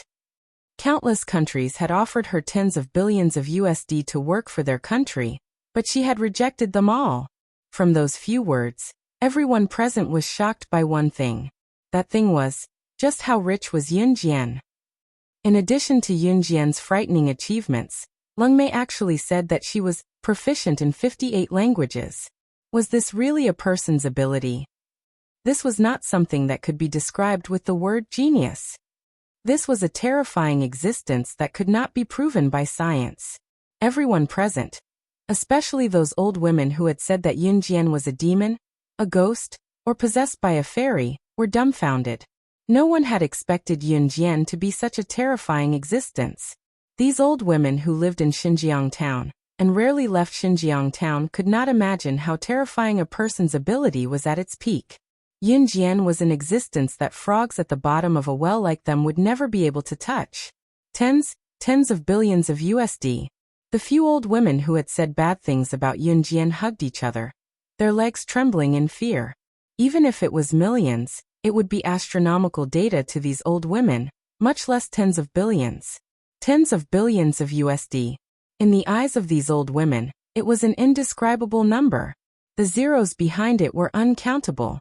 Therefore, the few old women who had asked Qin Yiru to chase Yunjian away, or asked Qin Yiru to get out of Xinjiang town, hugged each other, their legs trembling in fear. Yunjian did not care about the reactions of the people around her. She only stared at Qin Yiru. Qin Yiru lowered her head slightly, her hands clenched tightly together, her expression terrible. Yunjian believed that she could see through everyone's motives, but she couldn't understand Qin Yiru at the moment. Qin Yiru was not like other people. If it were other people, after hearing Leng Mei talk about Yunjian's achievements, they would naturally think that Yunjian was very rich. The villagers lived a hard life. Even if they had a few $100,000 in savings, they could be considered one of the wealthiest families in Xinjiang town. In 1999, there were not many tycoons in this era. This was because in the past, the people of Z country worked together and shared their food equally. They were not allowed to start their own businesses. Later on, there was a policy of going it alone. That was, the citizens could start their own businesses and invest in companies. Of course, there were also some people who knew their place and lived a mediocre life. Therefore, as time went on, the gap between the rich and poor of the Z nation's farmers grew wider and wider. In 1999, the gap between the rich and the poor had become obvious. Those who were powerful would become rich, while those who were not powerful would stay in their family's 3 villages and 2 acres of land, living a mediocre life. What Yin Jian had was something that the farmers of Xinjiang town could only hear about for the rest of their lives. They would never be able to touch it. Therefore, if Qin Yiru was a normal woman, she would have accepted Yin Jian a long time ago. It did not matter if she was the #1 secret agent in the world, slaying God. Even if she did not accept her, her daughter would still not come back. Under such circumstances, was it not better for her to accept it as soon as possible? She could even cheat Yin Jian of a huge sum of money. After hearing Leng Mei's words, the people around them were envious of Qin Yiru. However, Yin Jian knew that Qin Yiru was not that kind of person. Seeing Qin Yiru lowering her head and clenching her fists, Yin Jian's heart chilled slightly. She curled her lips, but there was no emotion in it. Yin Jian's heart chilled. She should have known that she did not belong to the mundane world, because no one in the mundane world could accept her. Just like, in her past life, she had nowhere to go after leaving in Hun group. No one was willing to accept her, whose hands were stained with blood. Therefore, she had no choice but to return to that bloody world. For the past year, she had lived a normal life for so long. She thought that she could continue on like that. However now, "Mom, please allow me to address you as Mom again. I'm sorry, I know you're dying to know where your daughter is. If I have any clues in the future, I'll let you know immediately. Thank you for taking care of me for the past year." Yin Jian bowed at Qin Yiru calmly. Her heart was bleeding. However, as soon as she said that, Qin Yiru could no longer hold it in. She rushed over and hugged Yin Jian with trembling hands, just like how Qin Yiru hugged her a year ago when Yin Jian hugged her and told her, "Mom, you still have us."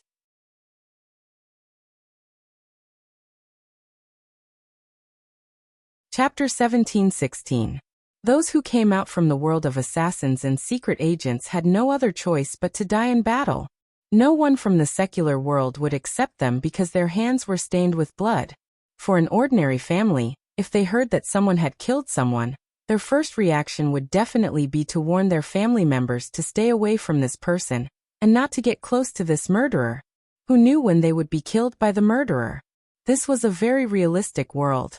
Although Yin Jian was ranked #1 on the international secret agent ranking, and as slaying God, she was so powerful that she was omniscient and omnipotent.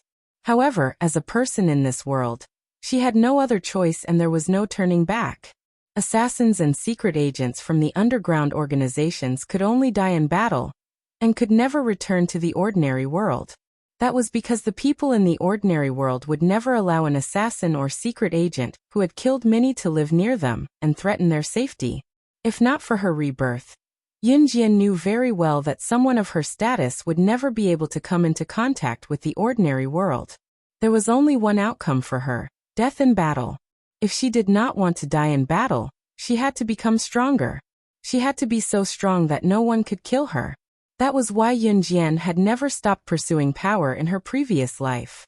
Even after her rebirth, she had never stopped expanding her influence.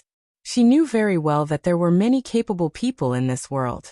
She was powerful, but it did not mean that there was no one more powerful than her. What she wanted to do was to trample on those more powerful than her. That was survival. Yin Jian was fully prepared. She knew that Qin Yiru would find out that she was not her biological daughter one day.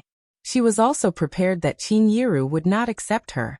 However, Yin Jian did not expect Qin Yiru to rush over and hug her at the last moment and say such words to her.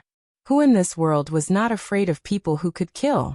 If it were someone else, they might acknowledge Yin Jian, but it was for the money.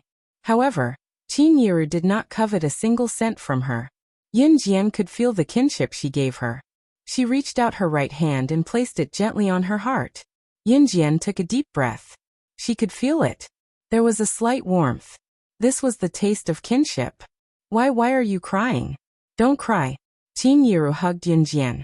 After a while, she could feel a few drops of tears dripping down her shoulder. Those teardrops belonged to Yin Jian. Qin Yiru quickly turned to look at Yin Jian. She reached out and touched the tears on Yin Jian's face. Mom is here. Mom will never leave you. This is fate. It's not your fault. Qin Yiru rubbed away the tears on Yin Jian's face. She was also tearing up. Qin Yiru really wanted to ask where her daughter had gone, but at this moment, she could not bring herself to ask. Moreover, Yunjian had also said that she would inform him as soon as she had news of her biological daughter. Crying? Was she crying? Yunjian was stunned for a moment. From the moment her tears fell until now, she had not made a sound. Tears flowed down her cheeks silently. She did not even realize it. Tears. Yunjian caught the tears that fell from her eyes. She was in a trance for a moment. How many years had it been since she last cried? Ever since she came to terms with the truth, she had never shed a tear even when she was living a life where she could be killed at any time in the Inhun organization. Even when she was covered in wounds. Things like tears would never appear on her body. However, today she actually shed tears? Slaying God. Are you done catching up? Ha ha ha. It's time to settle our personal grudges.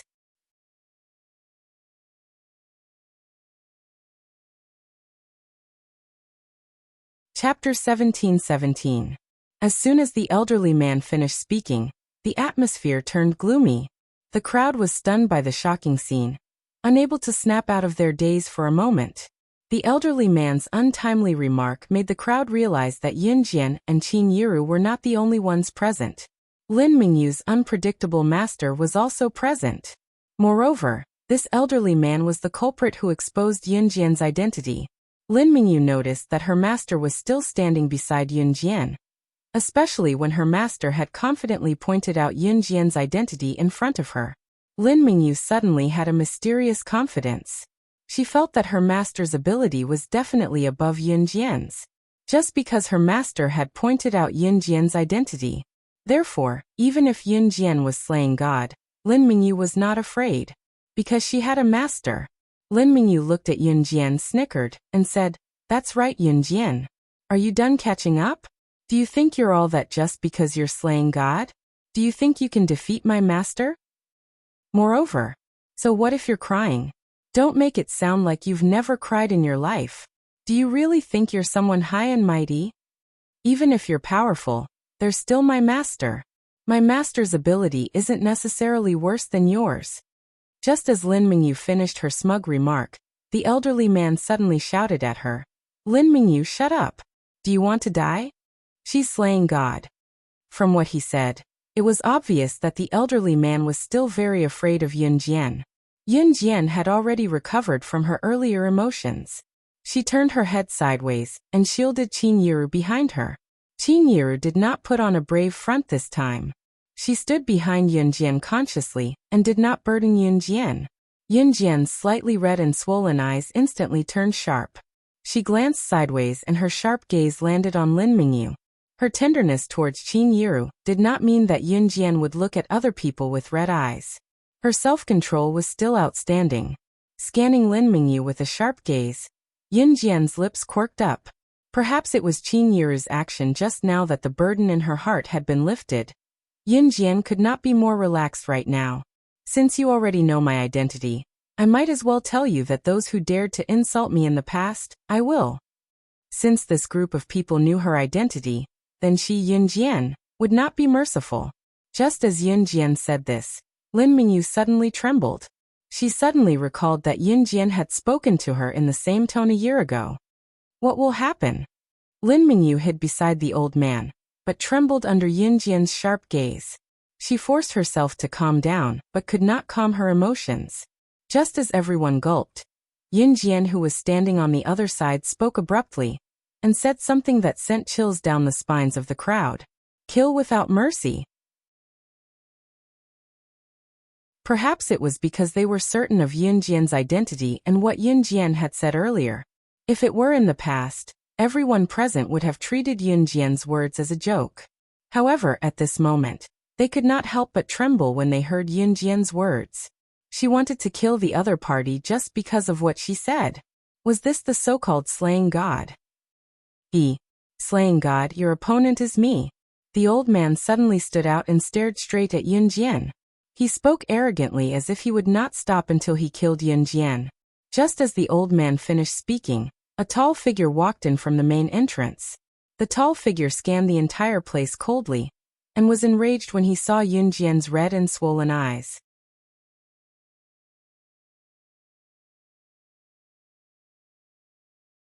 Chapter 17-18. Siyi's sudden appearance had everyone rooted to the spot in shock. Especially Qinyiru. Yunjian wasn't surprised that Siyi had returned to an Hun organization in the morning, so why was he back now? Qinyiru and Yunjian had personally watched Siyi drive away in the morning, so she couldn't help but be a little surprised to see Siyi back. Siyi had indeed left in the morning, and the private helicopter that Emo's son had sent to pick him up was already on its way to an Hun organization. Later, there was suddenly news that someone was looking for trouble with Yunjian. So Siyi turned back without a second thought. Looking at Siyi entering through the main entrance, and the arrogant words he had said when he entered, everyone looked at him. Obviously, they were shocked by Siyi's words. Siyi's words had shocked them. Siyi's tall and slender figure was getting closer and closer to Yunjian. The moment he saw Siyi, the old man's eyes twitched fiercely. Siyi walked quickly to Yunjian and hugged Yunjian in front of everyone present. Seeing Yunjian's red eyes, his expression flashed fiercely, and even his eyebrows twitched. At the main entrance, after Siyi entered, two handsome figures immediately followed him in. One of the figures had a deep scar on his neck, and just looking at it was enough to make people tremble in fear. The other handsome figure was much calmer. Naturally, it was Xue Ying and Emo's senator. After Xue Ying and Emo's son entered, a large group of people rushed in through the main entrance. These people were all dressed in black, and their entire bodies were covered tightly, only revealing a pair of dark eyes. The group of people who entered followed behind Xue Ying and Emo's son, and each of them carried a machine gun. Just looking at their formation was enough to shock everyone present. There was no doubt that these people were the top assassins of an Hun organization, each of them experienced in battle. Even Lin Mingyu's master, the old man, shuddered at the sight. Not to mention the reactions of the people around them. Siyi had already pulled Yunjian into his arms. He had already pulled Yunjian into his embrace and stretched out his slender hand to caress the area around Yunjian's red eyes.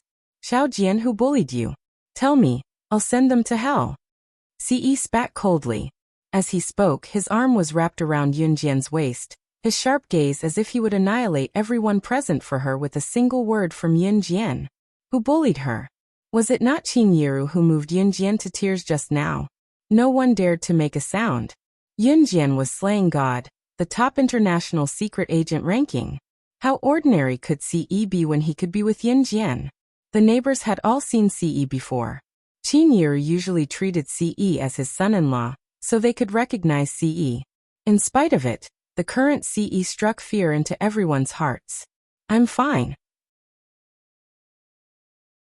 Yunjian nestled in Siyi's arms, feeling her heart calm down completely. The person who made her cry was her mother. If they were to settle the score, was Siyi supposed to take it out on Qinyiru? Are you really okay? Siyi took a few glances at Yunjian. He rubbed Yunjian's head and paused before looking up abruptly. His gaze that was so gentle that it made everyone present think that he would do anything for Yunjian was as sharp as a reaper's. After a 2-second pause, Siyi's words made everyone's expression change. Siyi ordered Snow Eagle and Emo's son to carry out his orders in front of everyone.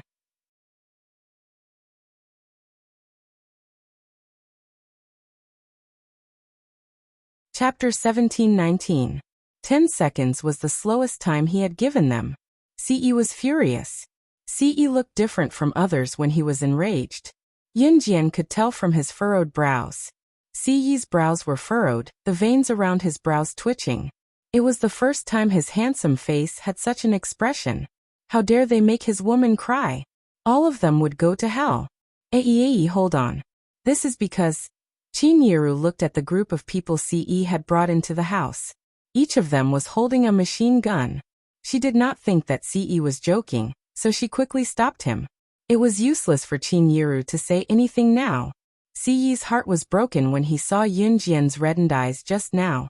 In his 20 years of life, he had always been indifferent, giving off the feeling that the earth was about to explode, and the sky was about to collapse. There would be no other expression on his face. At this moment, however, his expression changed again and again. His Xiao Jian was crying. The Xiao Jian whom even he could not bear to bully, who was like the apple of his eye, who was afraid of dropping and melting in his mouth, was actually crying from being bullied. Ce was truly enraged now. Shui Ying and Emo-sun were more or less wary of Qin Yiru's intervention. Qin Yiru was Yunjian's biological mother after all. Based on Ci's usual doting attitude toward Yunjian, Qin Yiru's intervention was Qin Yiru's taboo. Hence, they did not attack right away. 5 more seconds. If everyone here isn't dead, you'll be the ones to die. Ci's hawk-like gaze was reflected on Shui Ying and Emo Senator starting from just now. He had 10 seconds to finish off everyone here. If Shui Ying and Emo-sun could not do it within Hun's men, the ones who would die would be Shui Ying and Emo-sun. Ci's words surprised Shui Ying and Emo Senator. The young master hadn't been this angry for many years. Strictly speaking, the last time he was so angry was when the young master was still the Lord Divine Lord. At that time, Ce was furious because the sorcerer goddess did not attend the ceremony. Coincidentally, the king of the Yulong continent said that the sorcerer goddess would not attend the ceremony. Ce was so furious that he tore the ruler of the Yulong continent, the king, into pieces. After the matter at that time came out, Lord Divine Lord's ruthlessness was thoroughly spread out. This time, Shui Ying and Emo-sun felt Ce's anger once again. With a wave of their hand, they were about to launch a barrage of bullets at the scene. Yunjian's words came out in time. It's not them, it's him. Yunjian pointed at the old man. The surrounding people were indeed innocent. Today, when Yunjian revealed her identity, she had already thought of a countermeasure. Qin Yiru still had to survive here. It would be enough to make these people lose all their memories of what they saw today. However, if people died here, it would not be the same thing. Yunjian never liked to do complicated things. The deaths of the people present would not benefit her at all. At this moment, Yunjian had figured out the ins and outs of this old man. Her master in her previous life was most likely from the Yulong continent. This old man was her master's senior brother.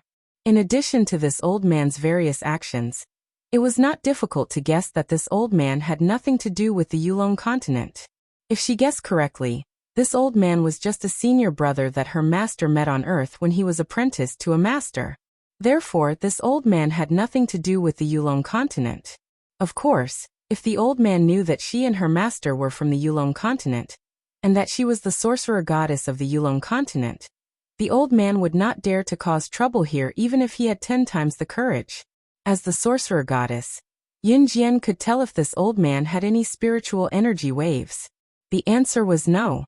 Therefore, she could basically guess the relationship between the old man and her master. As for her identity as the sorcerer goddess, Yunjian did not plan to tell Qin Yiru at the moment.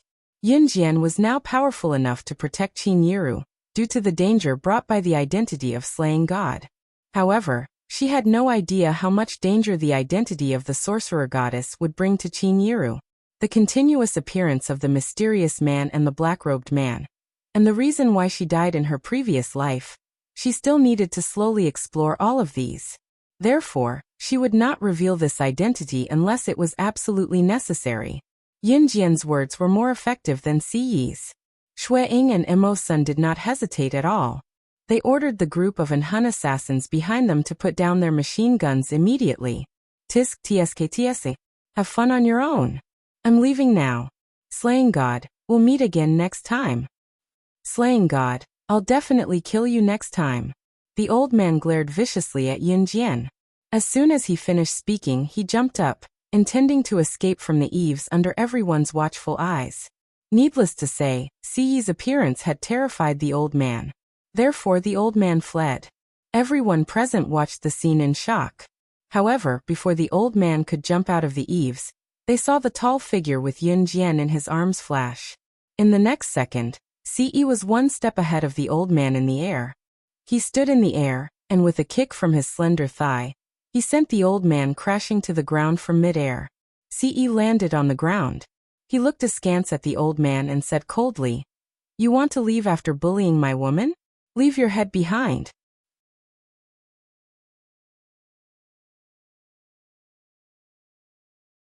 Chapter 17:20. The blade flashed, and the blade reflected a dazzling light under the blazing sun overhead. The light flashed in front of everyone's eyes. They did not even see when Ce struck. All they saw was the flash of light. Before the old man on the ground could react, his head had been split in half. His head and body were split in half. The old man's eyes were still wide open. His head and body had been split in half. He died with his eyes wide open. As the old man died, his eyes were still wide open, unwilling to close. He's dead. He's dead. He's dead. Aye. The group of old women around them reacted the quickest and screamed the loudest. Those who did not know better would have thought that they were the ones who died. Ce had finished off the old man in one move. That speed was so fast that no one knew when he had struck with his saber. Die. Master is dead. Lin Mingyu's pupils suddenly shrank. She was so frightened that her expression changed. It was as if she had heard something horrifying. Her lips turned white, and she stood rooted to the ground, trembling. Lin Mingyu's senior brothers were all dumbfounded. They did not see wrongly. When the old man saw Ce and said those words, he did not even care about their lives and escaped alone. If the old man had managed to escape by himself, then the few senior brothers of Lin Mingyu, who were with him, would have died without a doubt. But the old man failed to escape. But it was undeniable that the old man did not care about his own disciples at all just to save his own life. In addition, his master, who was extremely arrogant just a second ago, had his head chopped off at this moment. Therefore, Lin Mingyu's senior brothers could not react to the old man's selfishness and escape without caring about their lives. Now the old man was beheaded and died on the spot. Compared to Lin Mingyu's senior brothers, Lu Fian, Li Xiangyi, and the rest were in a daze from the beginning. What the hell is going on? Lu Fian, Li Xiangyi, and the rest were so shocked by the scene before them that they could not react. As for Zhang Meihua, Qin Fangfang, and the rest, they were completely dumbfounded. Ce had personally killed him. Shui Ying and Mo Sun both swallowed hard. How long had it been since their young master had personally taken action? Normally, Ce wouldn't make a move, as these trash were so weak that he didn't even need to do anything. But just now their young master made a move again. Shui Ying and Mo Sun swallowed and sighed at Yunjian's charm. It seemed that young madam's charm was too great. Just now, when Yunjian asked Ce to go east, she didn't dare to go west. When she asked Ce to stop, she didn't even dare to let out a fart. Shui Ying felt that he needed to have a good chat with Adam. Next time, they shouldn't work so hard to curry favor with Yunjian. This was equivalent to currying favor with their young master. If Ce heard of Shui Ying's plan, she would probably send him flying with a slap. Mom. Younger sister. What happened? Just then, a few silhouettes walked in from the main entrance. Upon closer inspection, it was Yunyi, Qingyu, and Gunyanji. Yunyi and Qingyu entered the courtyard side by side while Gunyanji followed them in alone. Yunyi frowned when he saw the scene around him, but he was not too shocked. He already knew his younger sister Yunjian's identity. In addition, he had been training with Zhang Xiaofeng and Yunjian these days. Although he was unfamiliar with such a scene, he was not shocked. As soon as Qingyu walked in, she gloated at Leng Mei's misfortune in front of everyone.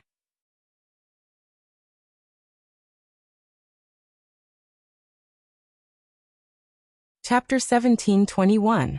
What? My leader is here. Are you kidding me? I just snuck out, okay? How did he find me so quickly? Oh my God. I don't want to go back. Help me find a place to hide. Hearing Qingyu's words, Leng Mei, who had been standing where she was with her arms crossed in front of her as if she was watching a show, darkened her expression. In the next second, Leng Mei's face was as swollen as charcoal. She jumped up and looked left and right. There was nowhere to hide. There's a pigsty over there. Leng Mei, go hide for a while. It's useless to hide in the house. A pigsty is the best. Even if your leader is here, he won't enter the pigsty to look for you. Gunyanji gave Leng Mei a kind suggestion. Yes. Hide in the pigsty. What? You want me to hide in the pigsty? She was Leng Mei, the blood doll's top expert. Gunyanji was asking for a beating. She wanted her to hide in the pigsty. Leng Mei's expression darkened immediately. Do you want to be caught? Gunyanji instigated again. People in the countryside usually had a pigsty because the elderly in the countryside would usually stay at home to farm, Since there were many vegetables at home, people in the countryside would usually raise 1 or 2 or 3 piglets at home. The extra vegetables would be eaten by the pigs so that it would not go to waste. This was considered a custom in the countryside because raising 1 or 2 piglets at home and slaughtering them for New Year's was a special way to celebrate the new year. Of course, people in the past did not raise piglets for New Year's. They were so poor that they could not even afford to eat. There were many people who died of starvation in the old days. Even if the pigs were slaughtered at home for New Year's, they were not for their family, but to be sold. Pork could be sold for a lot of money. Zhang Meihua's pigsty had 3 pigs and they were already the size of adult pigs. Leng Mei was the blood doll's top expert, which meant that her ability must be extraordinary. In addition to Leng Mei's usual attire, she was quite presentable. Asking her to hide in the pigsty? This was driving her crazy. The last time she was caught, she was pinned to the bed by their leader for 3 days and 3 nights. This time, she had escaped with great difficulty. Their Lord Chief could be deceived by her once, but he couldn't be deceived by her a second time. She would not be able to escape this time. Leng Mei clenched her teeth and went all out. Hide. I'll hide. With that, Leng Mei jumped into the pigsty, towards Leng Mei, this foreign creature. The pigs in the pigsty all howled a few times. After a while, it was unknown what Leng Mei did, but the pigs stopped howling. Ahem. Even Yun Jian couldn't help but twitch her mouth when she saw this scene. At this moment, Ci walked over and pulled her into his embrace. Gun Yunji and Leng Mei's actions amused everyone present. However, other than Yun Yi, Qing Yu and a few others, the people around them dared not move an inch from the old man's corpse. Let us go. We promise we won't go out and say anything, Yiru. Ayuru, tell your daughter to let us go. We promise that we won't tell anyone. I promise I won't say anything. I'm begging you. Let us go. The group of old women knelt before Qin Yiru and begged for mercy from the scene before them. Do you still want to live in this world after knowing my identity? Yun Jian raised her brows and asked softly. Necessary intimidation was necessary. Yun Jian's words caused another round of panic. As long as you don't kill us, we'll do anything you want us to. Anything. The people around them knelt on the ground in fear, some even kowtowed to Yun Jian. Yun Jian's eyes shone. She then signaled Qing Yu with a look so that everyone present, other than Qin Yiru, Yun Yi, and those who should not have their memories erased, had to drink the 3-hour amnesia liquid. This was Yun Jian's ultimate goal. Even Lu Fian, Li Xiangyi, and the rest were not spared. The corpses and blood on the ground were quickly cleaned up by An Hun's people. Everything returned to how it was before.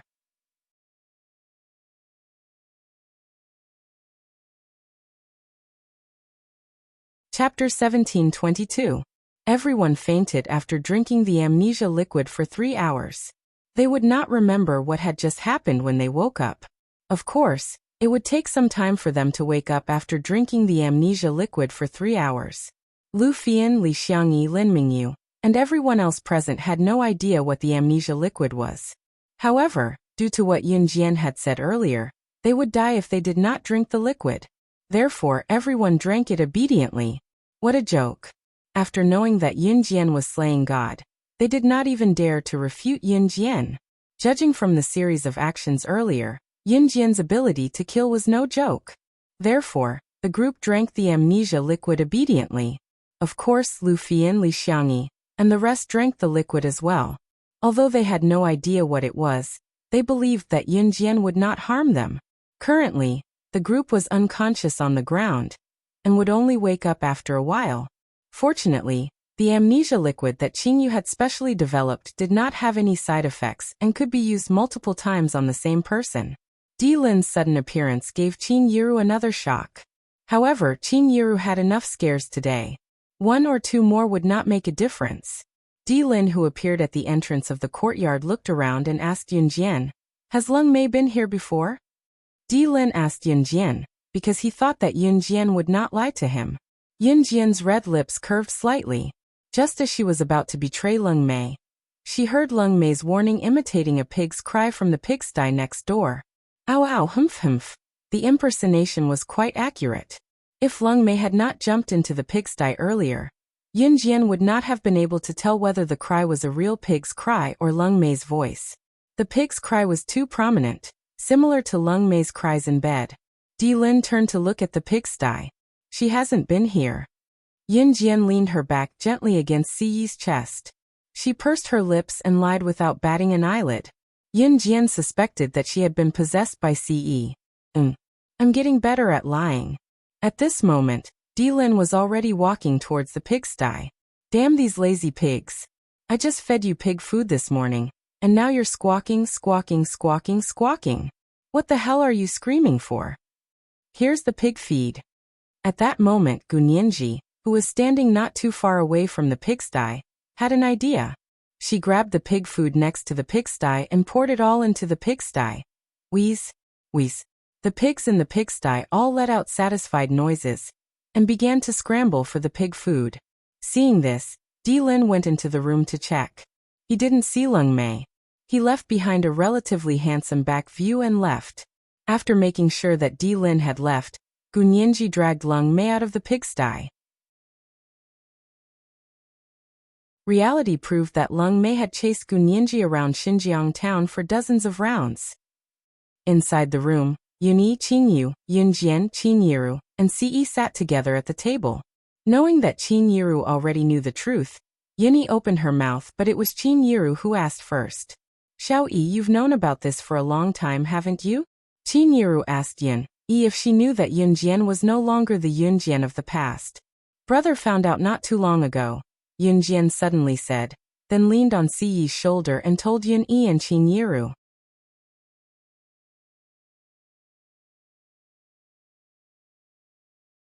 Chapter 1723. Yunjian told Qinyiru and Yunyi everything about her.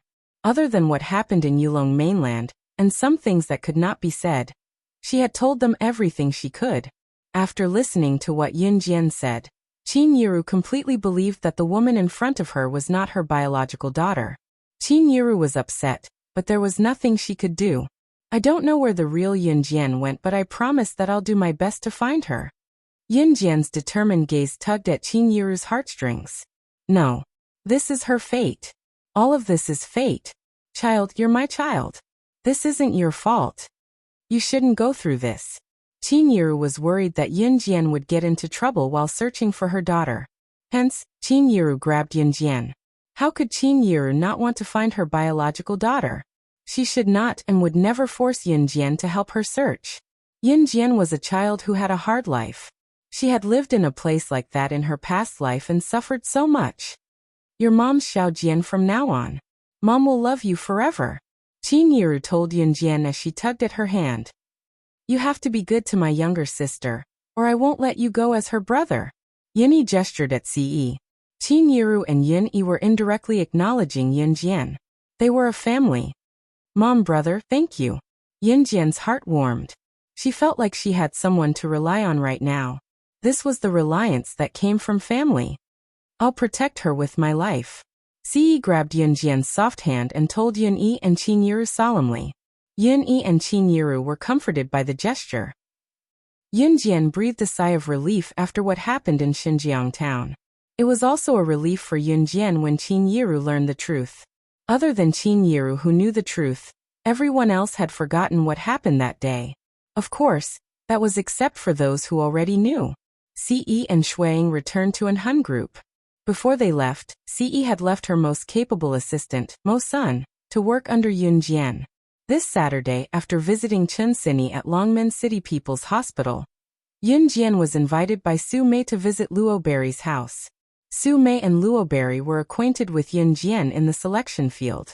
When they first entered the field, Su Mei was older and often took care of Yunjian and Luo Berry. Su Mei invited Yunjian to visit Luo Berry's house this week and Yunjian did not refuse. Before they left, Yunjian even called Mo Sun, the assistant that Ce had left for her, along. Luo Berry's family was rich. How rich were they? Based on their family's wealth, it was more than enough to buy hundreds of helicopters. Luo Berry's family was located in Donglin City in the northern province. Donglin City was a coastal city and the property prices here were very high. It was one of the first-tier cities in Country Z. Luo Berry's house was located halfway up a tall mountain. This entire mountain was her family's property. The owners of Luo Berry's house were Luo Berry's grandfather and grandmother. Her family was a more feudal family. Luo Berry's father and mother lived together with her uncles, aunts, and uncles. Emo's son, who followed behind Yunjian and Su Mei, was no different from a bodyguard. They had finally arrived at the entrance of Luo Berry's house halfway up the mountain. Luo Berry had been waiting there since early morning. When she saw Yunjian and Su Mei, Luo Berry pounced on them. "I'm so happy that you guys can come to our house to play." Luo Berry hugged Yunjian and Su Mei. Luo Berry was 1.6 meters tall with a slim figure. She was already 18 years old, but she looked like she was only 14 or 15 years old. She looked very young. After hugging Yunjian and Su Mei, Luo Berry glanced behind Yunjian and Su Mei and saw Emo's son, who was calm and silent, standing behind them. Why was he here too?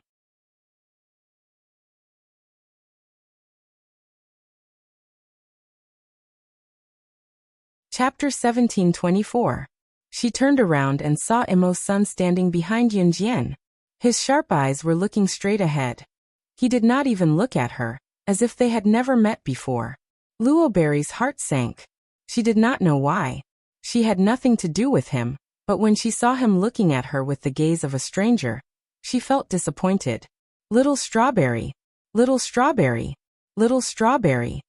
Why are you in a daze? Have you been mesmerized by Sister Unlucky's valiant demeanor?" Su Mei called out the nickname she gave Luo Berry a few times and flipped her short hair, showing off in front of Luo Berry and Yunjian unabashedly. Little Strawberry was the nickname Su Mei gave Luo Berry. Although Su Mei was a woman, she had short and delicate hair, which made her look like a tomboy. After calling Luo Berry back to her senses, Su Mei walked over and put one hand on Luo Berry's shoulder.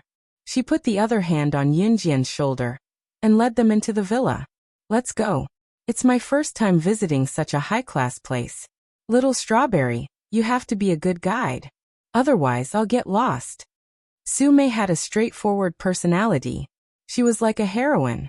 Of course, it was because of this that Yunjian did not hate her. After a while, Luo Berry finally recovered from her earlier expression. Su Mei had a straightforward personality. She was like a man and did not have any meticulous thoughts. Therefore, she did not notice the way Luo Berry looked at Emo. Senator Yunjian was observant. Even the slightest movement could not fool her eyes. Therefore, she saw Luo Berry's feelings for Emo. Senator. However, Yunjian did not say a word. Luo Berry's villa occupied a large area. It was the size of 50 basketball courts. It was not an exaggeration. Just looking in from the main entrance, there were endless lawns and flower beds. There was no trace of the villa. In a normal villa forest, a villa was only that big. However, when one entered Luo Berry's house from the main entrance, there was no trace of the house. From the house to the gate, Luo Berry took a private car. One could imagine how big Luo Berry's house was. Su Mei was amazed by Luo Berry's family's wealth the whole time. It took more than 10 minutes to get from the gate to her house in Luo Berry's private car. After getting out of the car, Su Mei was even more shocked by the luxurious Rockberry's house. She kept screaming. Of course, it wasn't her fault. Su Mei's family background wasn't very good. It was the first time she had seen such a place, so it was no wonder that she was a little surprised. As soon as he got out of the car, he saw a group of young men and women standing at the main entrance of the villa. These young men and women were all dressed up in famous brands. At first glance, he could tell that they were the princesses and young masters of the upper class. Come in, come in. I'll make tea for you." Luo Berry took Yunjian and Su Mei's hands and walked into the house. However, before she could bring Yunjian, Su Mei, and Emo's son into the house, a boy who looked a little like Luo Mei among the group of boys and girls standing next to her stopped Luo Mei. "Little Berry, who are you bringing with you? Why are you ignoring your cousin now when you see him?" Originally, when Luo Berry brought Yunjian, Su Mei, and Emo's son into the house, no one could see them. The group of boys and girls around them were having a lot of fun.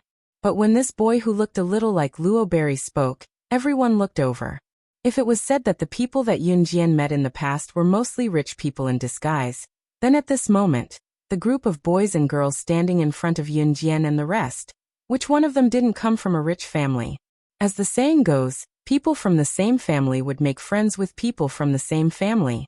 If a child from a rich family made friends with a child from a poor family, they would be laughed at. Sume wasn't dressed well. Because her family was poor, the clothes she bought were very ordinary. Of course, it was considered presentable among ordinary people. The clothes that Yunjian and Emo-sun were wearing belonged to the upper class, but Yunjian and Emo-sun didn't wear famous brands to show off and attract attention. But the group of boys and girls standing in the distance all determined a person's status based on their clothes.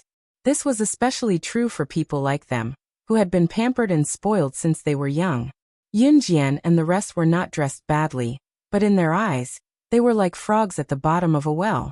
Immediately, a girl who was wearing famous brands from head to toe, even her underwear, walked to Luo Berry's cousin and turned her head to mock Yunjian, and the rest as if they were a joke.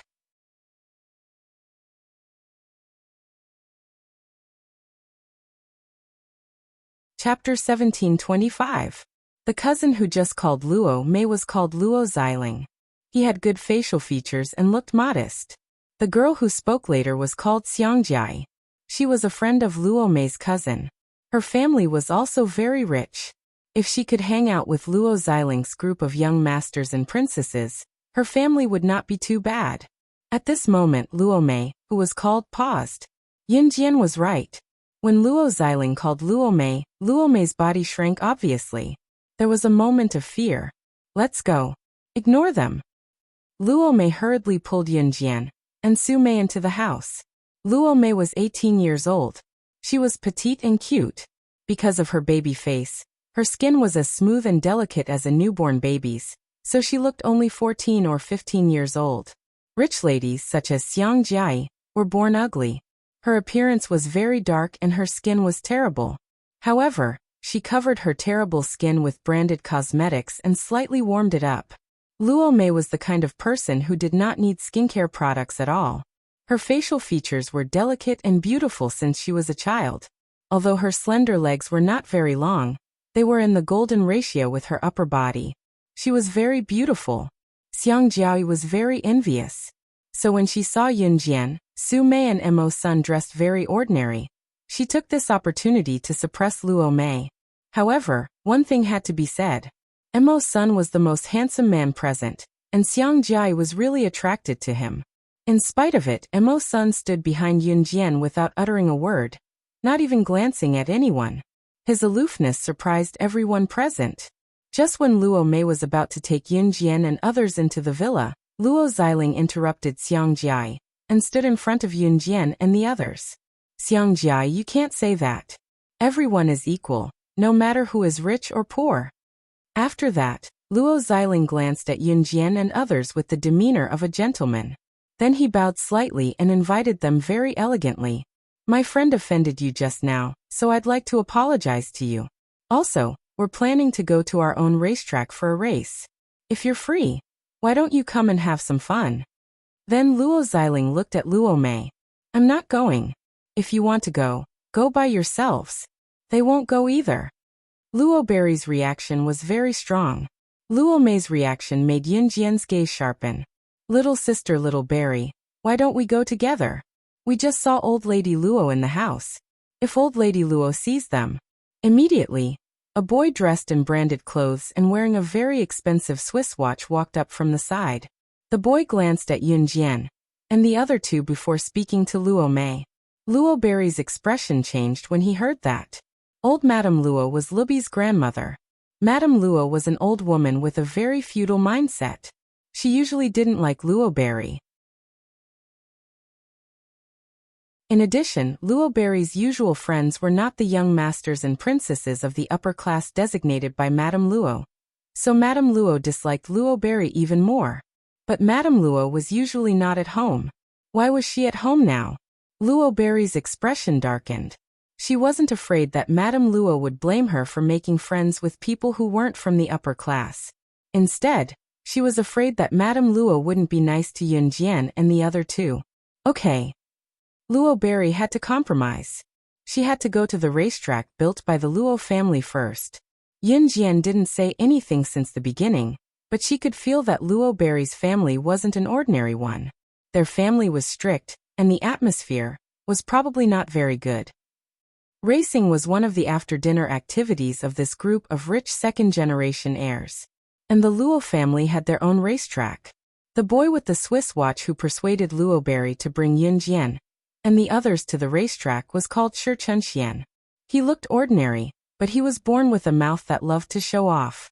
Boys from poor families had their own way of showing off, and boys from rich families also had their own way of showing off in front of girls.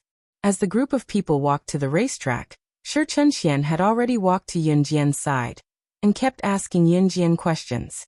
If it weren't for Mo's son who was standing around, Shi Chunxian would have stuck to Yun Jian at this moment. You're Yun Jian? What a beautiful name. Hey, have you ever raced before? Shi Chunxian asked. How can a girl like her play racing? A boy next to Shi Chunxian interrupted and came over. You're right. Shi Chunxian patted his head. Yun Jian didn't say a word since just now. At this time, in order to show off, the group of boys began to flaunt in front of the girls. Hey, do you know the SS in the racing world? Isn't that the top figure in the racing world? I heard that the SS appeared in Maryland in Country M some time ago. Is this true? It must be true. One of my buddies saw it with their own eyes.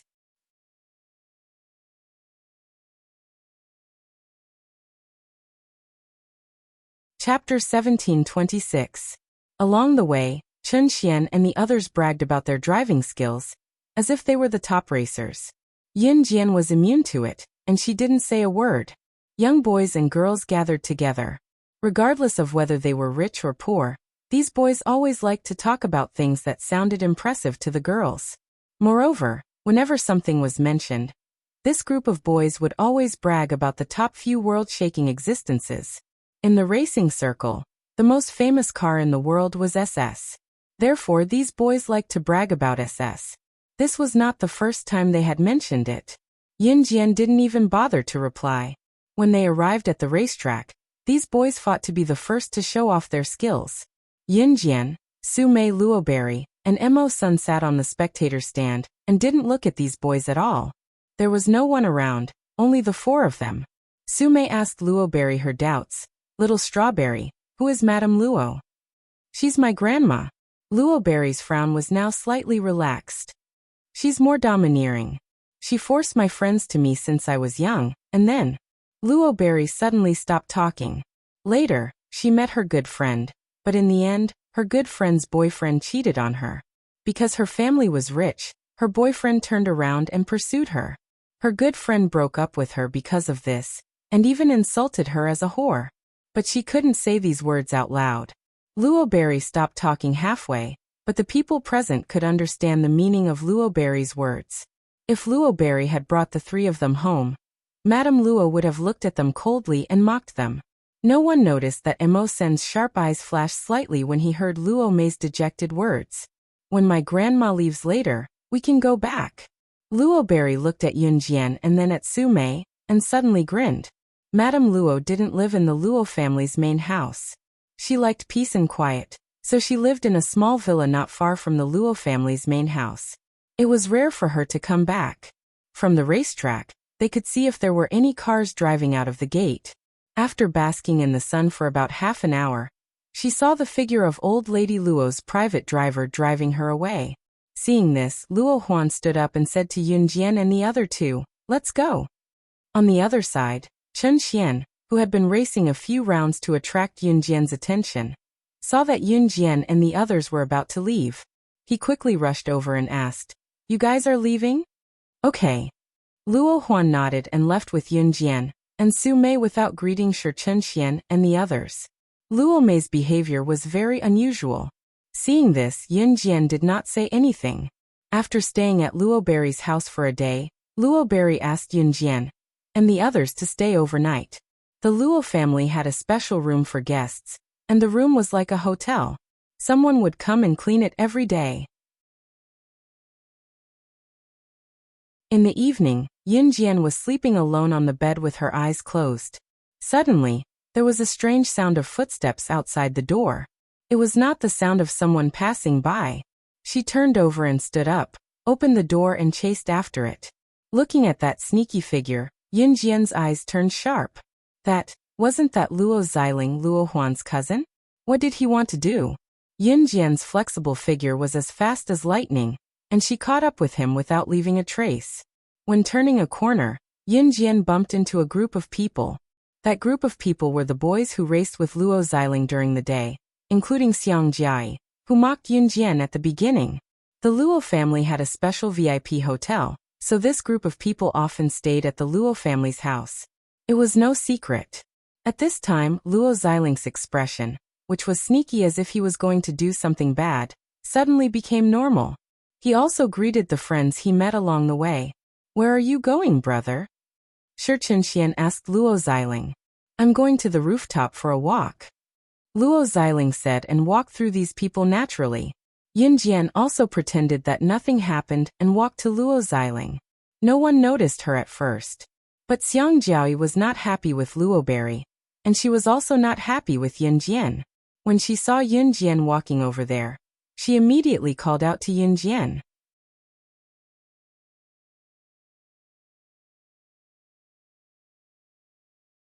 Chapter 1727.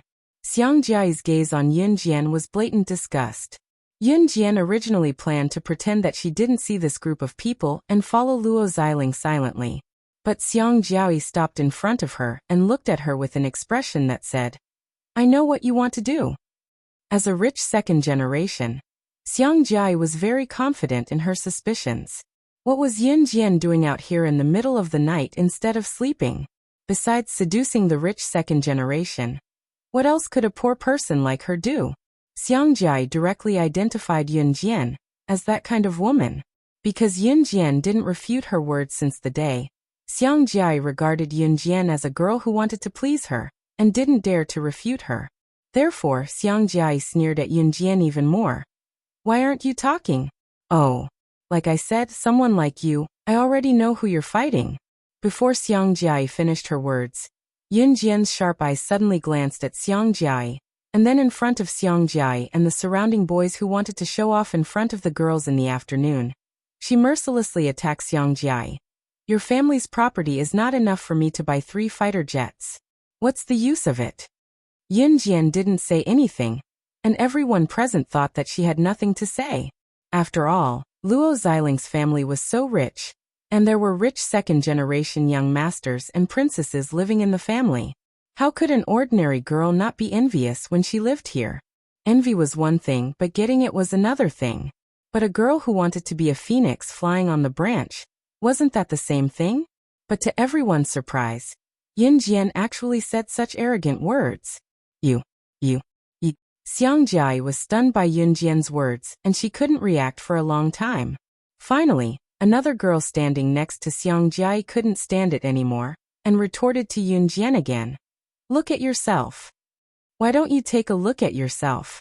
A fighter jet? Have you ever flown a fighter jet? I think you don't even know how to drive a car. What fighter jet, puff?" I'm dying of laughter. After the girl finished her words, Xiang Jiayi's face became a little better, and then she followed the girl to fight back against Yin Jian. But at this moment, Yin Jian ignored Xiang Jiayi and went straight to where Luo Xiling went. Xiang Jiayi didn't stop Yin Jian at this time.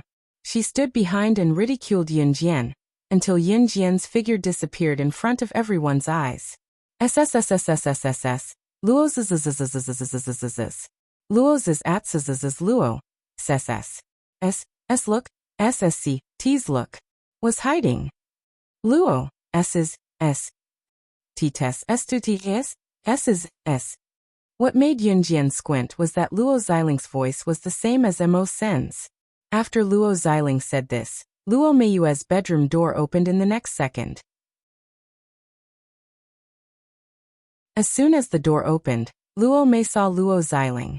She was so scared that her face turned pale, and she quickly closed the door. The door was blocked by Luo Xiling. "Cousin, why are you here? What are you doing? If you keep doing this, I'm going to scream for help." Luo Berry's face turned pale. "My dear cousin, you used to refuse to open the door no matter what. Today, I finally got the chance. You like that kid, don't you? I still have to thank that kid today. If it wasn't for him, how would you be willing to open the door for me?" My good sister, let me show you some love. Luo Xiling changed his elegant demeanor during the day and turned into a beast of love. Yin Jian's eyes flashed sharply. Just as she was about to make a move, she saw a black shadow flash by.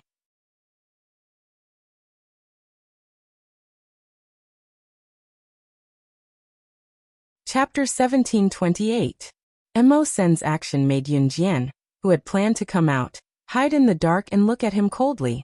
She had felt that Luo Berry's cousin was not right, but she didn't expect. He actually laid hands on his cousin. He could even do this kind of incestuous thing. Yin Jian had seen her fair share of things, so she was only taken aback for a moment. Luo Xiling's body was like a kite with a broken string, smashed to the ground. Seeing the scene where Luo Xiling wanted to humiliate Luo Berry, Mo Sen had an impulse to blow Luo Xiling's head directly. Luo Berry was wearing strawberry pajamas, which was a one-piece style. At this time, she was frightened by Luo Xiling's action and sat on the ground, holding her knees and sobbing. Luo Xiling was kicked by Mo Sen and fainted after landing. Mo Sen didn't know where he got his anger from. He was about to go over and kill Luo Xiling directly, but he saw Luo Berry holding her knees and trembling, squatting and sobbing. Her underwear under the dress was exposed. Fortunately, there was no one around, so Mo Sen let Luo Xiling go. He took off his coat, walked over and put it on Luo Berry, pulled Luo Berry up and hugged her in front of his chest. Even Mo Sen himself didn't know why he hugged Luo Berry. Perhaps it was because it was too distressing to see her sobbing like this. The sound of Luo Xiling being kicked by Mo Sen just now shocked everyone in the villa. After things calmed down, everyone was called to the villa hall. Old Madame Luo had rushed over from another villa overnight. When she arrived and saw Yun Jian, Su Mei, and Mo Sen's attire, she gave them a cold look. Especially when Mo Sen was hugging Luo Berry.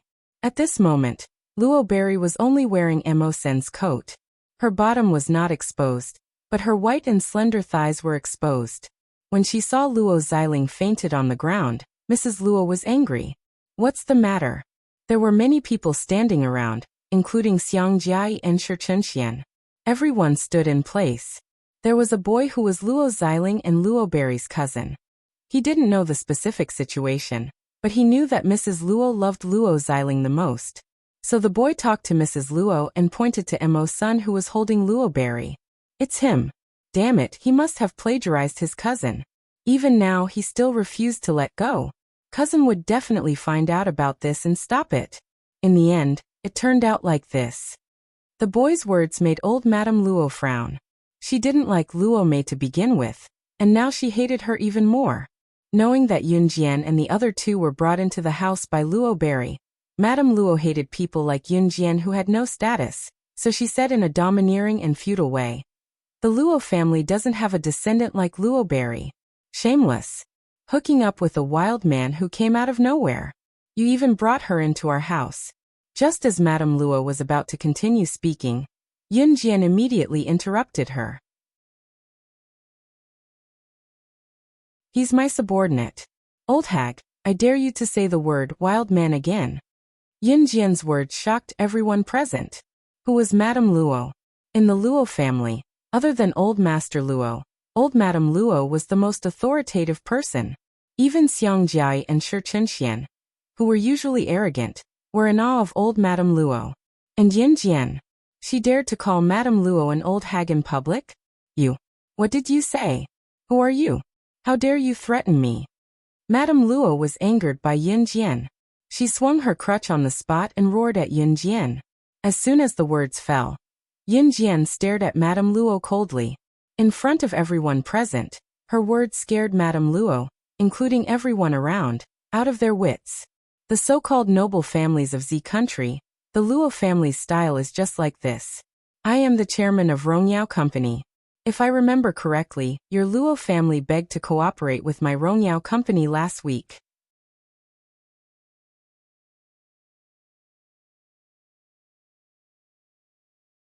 Chapter 1729.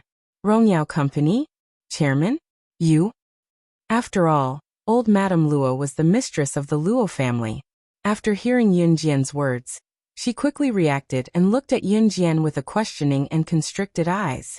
The faces of the people around who were watching Yun Jian and her subordinate Mo Sen's joke were also slightly stiff.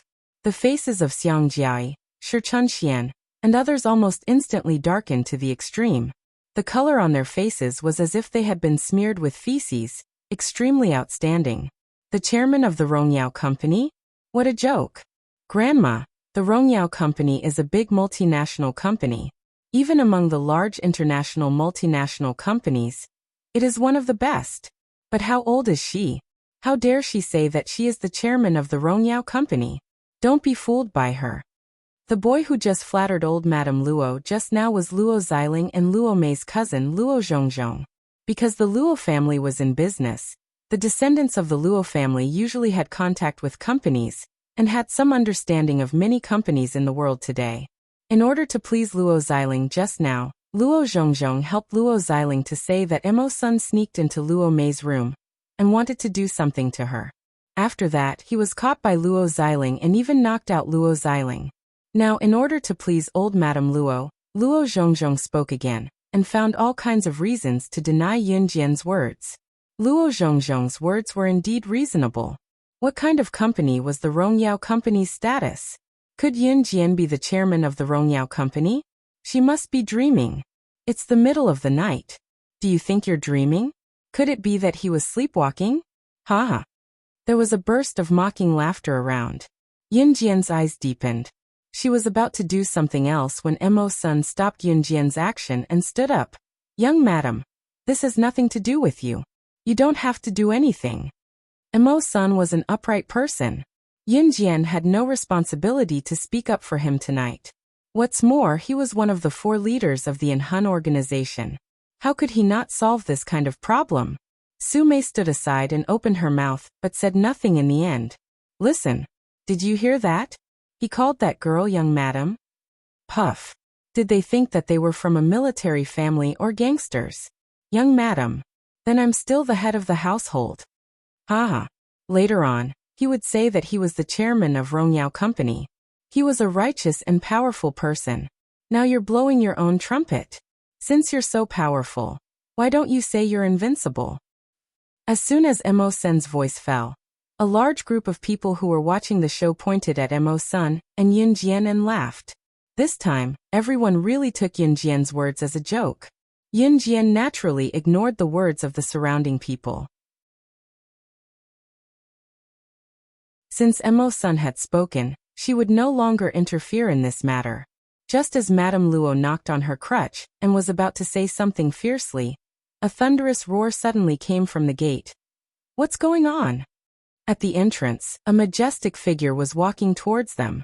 Behind this majestic figure, there were a few other submissive figures.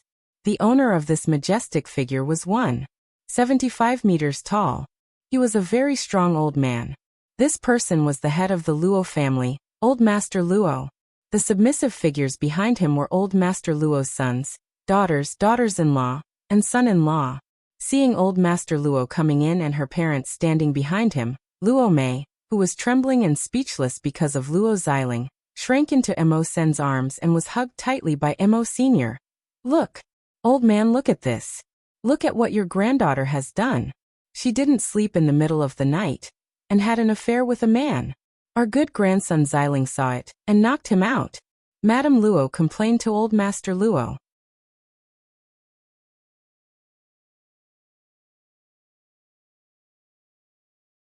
Chapter 1730. A long time ago, Luo Xiling would touch her whenever he had the chance. Although Luo Mei had never been touched by Luo Xiling, sometimes when Luo Xiling was close to Luo Mei, he would touch her little hand and rub her head. At first, Luo Mei didn't feel strange until she heard Luo Xiling's conversation with his cousin Luo Zhongzhong one night, saying that he must get her. From then on, Luo Mei would avoid Luo Xiling whenever she saw him. This was also the reason why Yun Jian found Luo Mei was abnormal when she saw Luo Xiling when she entered the Luo family.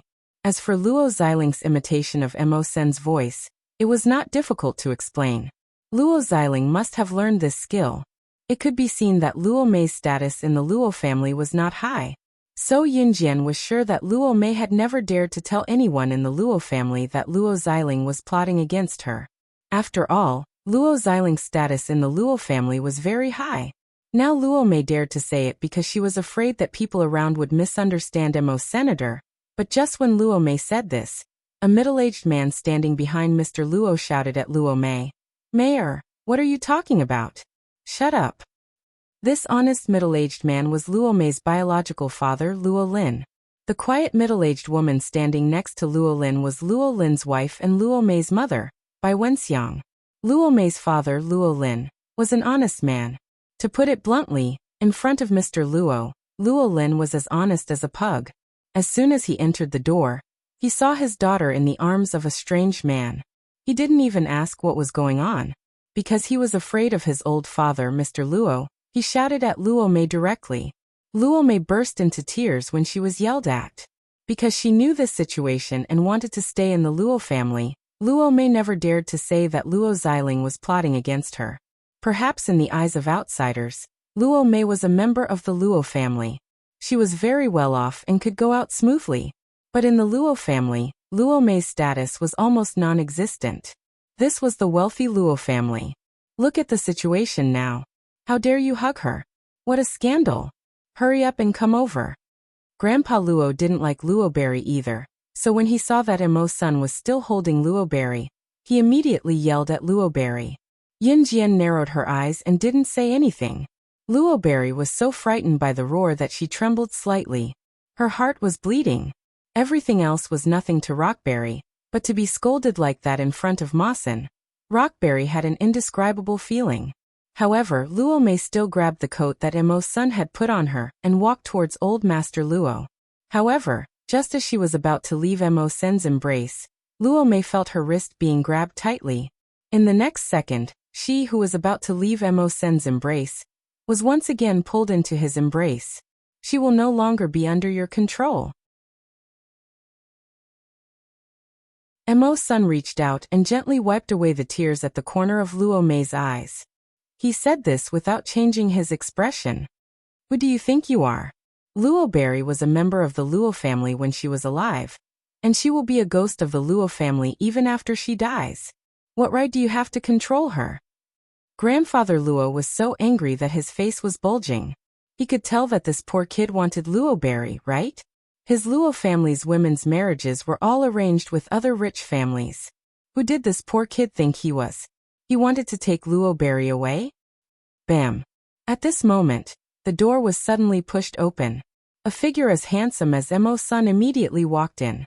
After this figure entered, he walked straight to Emo's son in front of everyone present. The moment this figure entered, Grandfather Luo's face darkened.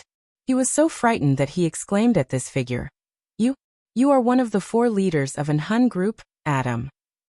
After that, Adam, who had attracted everyone's attention, walked quickly to Yun Jian. He first nodded at Yun Jian and greeted respectfully, "Young madam." Then he walked to Emo Sen's side and ignored Grandfather Luo. He naturally placed his hand on Emo Sen's shoulder and raised his eyebrows at Emo Sen. "Emo Sen, it's been so long since we last met. Even this kind of trash dares to bully you?"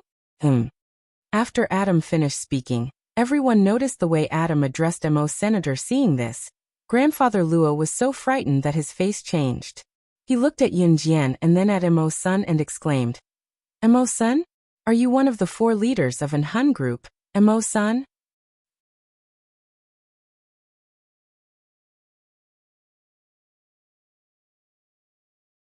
Chapter 1731.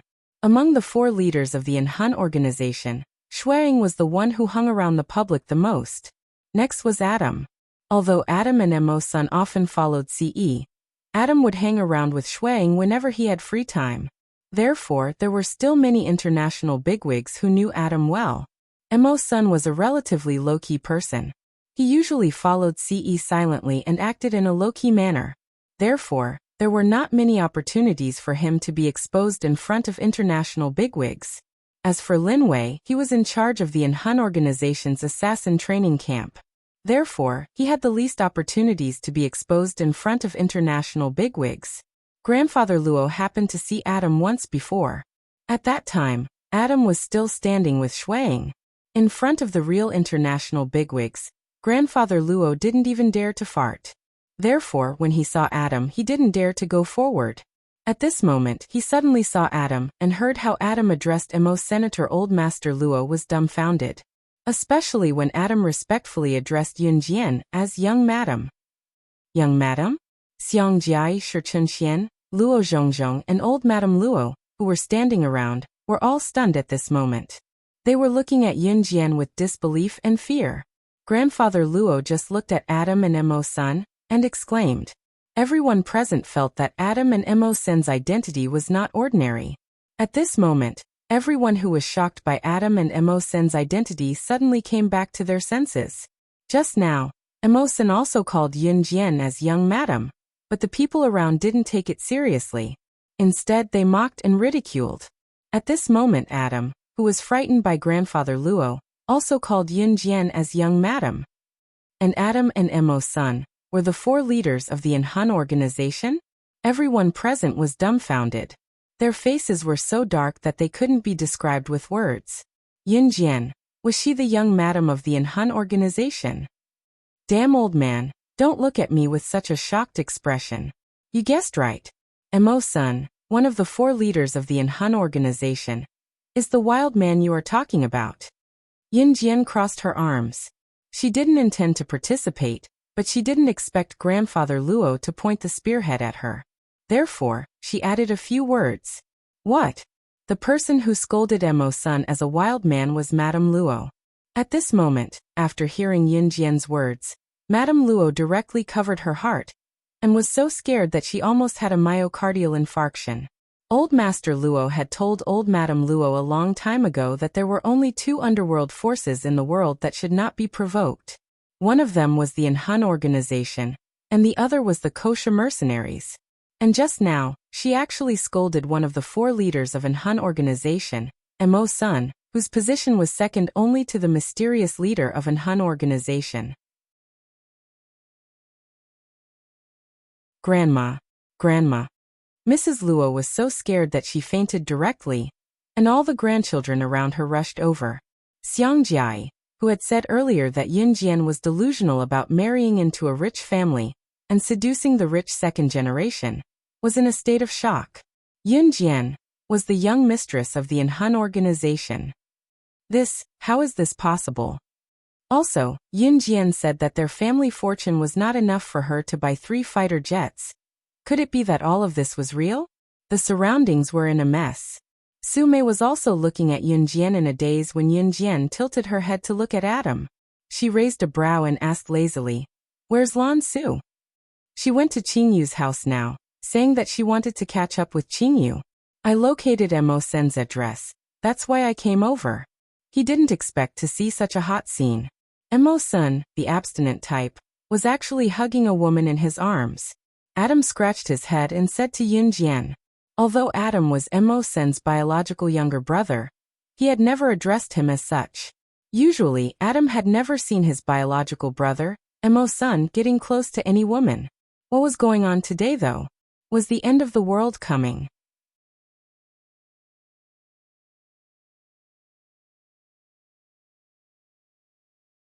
Chapter 1732.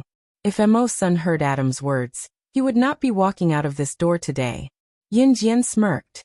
Luo Berry, who was in Emo-sen's arms, was dumbfounded. He was actually Emo-sen, one of the 4 leaders of an Hun group. The younger generation of the Luo family would usually be taught some knowledge of the business world. Luo Berry had heard a lot about large organizations like an Hun group and Kosha mercenaries. However, Luo Berry thought that she would never have any dealings with an Hun group or Kosha mercenaries in her life, so she had never purposely explained it. Knowing that Emo-sen was one of the 4 leaders of an Hun group, Luo Berry instantly felt that she was not worthy of him. Hence, Luo Berry, who was nestled in Emo-sen's arms, tried to break free. However, Luo Berry's wrist was gripped tightly by Emo-sen, and she could not break free. In the end, it was Luo Berry's mother, Bai Wenxiang, who came over to pull Luo Berry away that the drama stopped. It was then that Emo-sen realized that he had been holding the innocent girl's hand for quite some time. What? Are you tempted? Snatch her home if you are. Adam, who stood beside Emo-sen, extended his right arm to nudge him as he said with a grin. Don't spout nonsense, Adam. Emosen's gaze dimmed as he walked away. Emosen was not a man of words. Yunjian had wanted to help Emosun and Luoberry, but with Adam guiding Emosun, her intention to help Emosun was nixed. Old Madame Luo and Luo Xiling had fainted, but the Luo family was so busy that they called a family doctor to check on them. They were only relieved after making sure that they were fine. Yunjian slept soundly that night. After staying at the Luo family for 3 days, Yunjian even invited Luoberry to Longmen City before she left. Luoberry was not going, but she went with Yunjian after Old Master Luo called her to the study and lectured her. Yunjian narrowed her eyes when she saw Luo Meichi coming out of the study with a sullen face. Although she didn't ask Luo Meichi what Luo said to her in the study, she could imagine what Luo Meichi would say. Coincidentally, Yunjian, Sumei, and Luo Meichi were taking a walk in the flower bed. Sumei couldn't help but ask Luo Meichi, "Little Strawberry, what did that old man say to you just now?" At first, Luo Meibei refused to say. Later, under Sumei's questioning, Luo Meibei finally stuttered and told her what Old Master Luo had told her just now. What? That old man was actually so vicious. He actually asked you to seduce Emo-san. He even said that if you can't seduce him, he'll let you get engaged to someone you don't like. Are you people from the rich and powerful families all so unreasonable? Didn't they look down on him from the start? If you ask me, little Strawberry, you might as well come with me, Sumei exclaimed after hearing Luo Mei's words. Yunjian's eyes also darkened slightly. These were all tricks of the rich and powerful families. When they saw that Mo-sun had nothing, they couldn't wait to chase him away. Once they knew that Mo-sun was the leader of Anhun, they ordered or threatened Luo Meichi to seduce Mo-senator. If the seduction didn't work, fine, then you can just wait to get married to someone you don't like. Although Sumei was a special forces soldier, she was an upright person. She had never thought that the rich and powerful families would be so complicated. Luo Meichi was so frightened that she quickly covered Sumei's mouth. Then, she looked at Yunjian and then at Sumei. She said very firmly, "I won't let them get what they want. They want to use his power to gain benefits for themselves. I won't let this happen. Even if I have to get engaged to someone I don't like, I won't harm him," Luo Meichi said with a determined expression. She couldn't harm him. She couldn't let the Luo family use him. If that was the case, she would rather marry someone she didn't like. Yunjian raised her eyebrows. When she heard Luo Meibei's words, she saw a slender figure walking over from behind Luo Meibei. Yunjian purposely didn't say anything. Yunjian waited for the slender figure to walk in front of Luo Meibei. Then she grabbed Luo Meibei's wrist.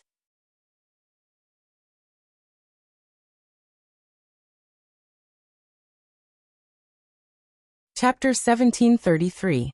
Adam and Emo-sun were blood-related brothers, so they were somewhat similar. Perhaps Emo-sun was usually too calm, while Adam was someone with a particularly bad temper. But when they were angry, the two brothers were really printed from the same board. Emo-sun grabbed Luo Mei's wrist and spoke to her very seriously. This action scared Luo Mei so much that her expression changed. "Let go of me. You're hurting me." Luo Mei was frightened by Emo-sen's behavior. Emo-sen's dark face turned slightly. He lowered his eyes and didn't let go of Luo Mei's hand, but his grip was much lighter. "Sorry." Emo-sen apologized in a gentlemanly manner. Yunjian blinked at Sumei, and before Sumei could react, she grabbed Sumei's collar and dragged her out. Sumei only reacted after leaving the scene for a while. Was Yunjian trying to create an opportunity for Emo-sun and Luo Mei? Wow, so cool. Sumei's reflexes were rather slow. It was only when she was dragged out by Yunjian that she realized what had happened. Sumei was already in her 20s, but she still had the heart of a young girl. Yunjian smiled slightly. Just as she grinned, a large group of boys and girls rushed out from the surroundings. Looking closely, wasn't the leader Xiang Jiai? Yunjian only recognized a few of the surrounding boys and girls, because they were following behind Xiang Jiai. Just as Yunjian blinked, Xiang Jiai pointed at Yunjian and said arrogantly, "Yunjian, you made me lose face in front of them. Don't think that you're the young madam of the Anhun organization. I'll be afraid of you. I brought everyone here today to teach you a lesson." Xiang Jia obviously didn't know what kind of existence the Hun organization was, which was why she said such words. Yin Jian's red lips curved into a smile when she heard that. Xiang Jia was originally walking with Shi Chunshuan's group, but she didn't see Shi Chunxian and the rest now. It wasn't hard to guess that Xiang Jia must have been mocked by Shi Chunxian and the rest 3 days ago when she mocked Yun Jian. A rich young lady like Xiang Jia wanted to save some face. Plus, she didn't know what kind of organization the Hun organization was, so she brought a group of people here to cause trouble. Xiang Jia didn't know Yun Jian's capabilities, so she shouted, "All of you attack." Xiang Jia's words, Yun Jian suddenly narrowed her eyes. In the next second, before Xiang Jia and the rest of them could do anything, they fainted on the spot. Yun's eyes flashed sharp eyes, and then she fainted too. Su was really fainted. A while later, a large group of men in black came over and took Yun Jian and the others away without a sound. These girls are the daughters of wealthy merchants. Look at them. Their skin is so soft and tender. Load them all up and take them away. The voice was crystal clear. Yun Jian didn't move. She didn't faint, but there was a slight change in her expression. She fainted just now because she wanted to see who the people who drugged them were. However, Yun Jian was sure now. What a joke. She really bumped into them. She had experienced this scene when she was 5 years old in her past life. She didn't expect assassin organizations to have such a huge appetite now. They even wanted to kidnap teenage girls? That was right. The men in black who drugged Yun Jian, and the rest were from a small assassin organization. Most assassin organizations would kidnap girls around 5 or 6 years old and train them to become assassins from a young age. However, Yun Jian couldn't be mistaken. These men in black captured them to train them to become assassins. That was why Yun Jian thought they had such a huge appetite. They used to kidnap little girls, but now they wanted to kidnap teenage girls? Was there no one else in the world? Unfortunately, this group of people captured her. What a joke. Slaying God, the top international secret agent ranking, was captured. She was even sent to an assassin training camp.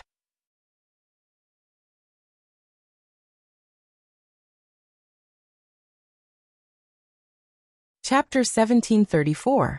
But from the looks of it, there were quite a lot of people who had been caught. Yun Jian was able to determine that they were currently being locked up in a large truck. There were quite a few teenage girls lying around her. There were also boys, but not many of them.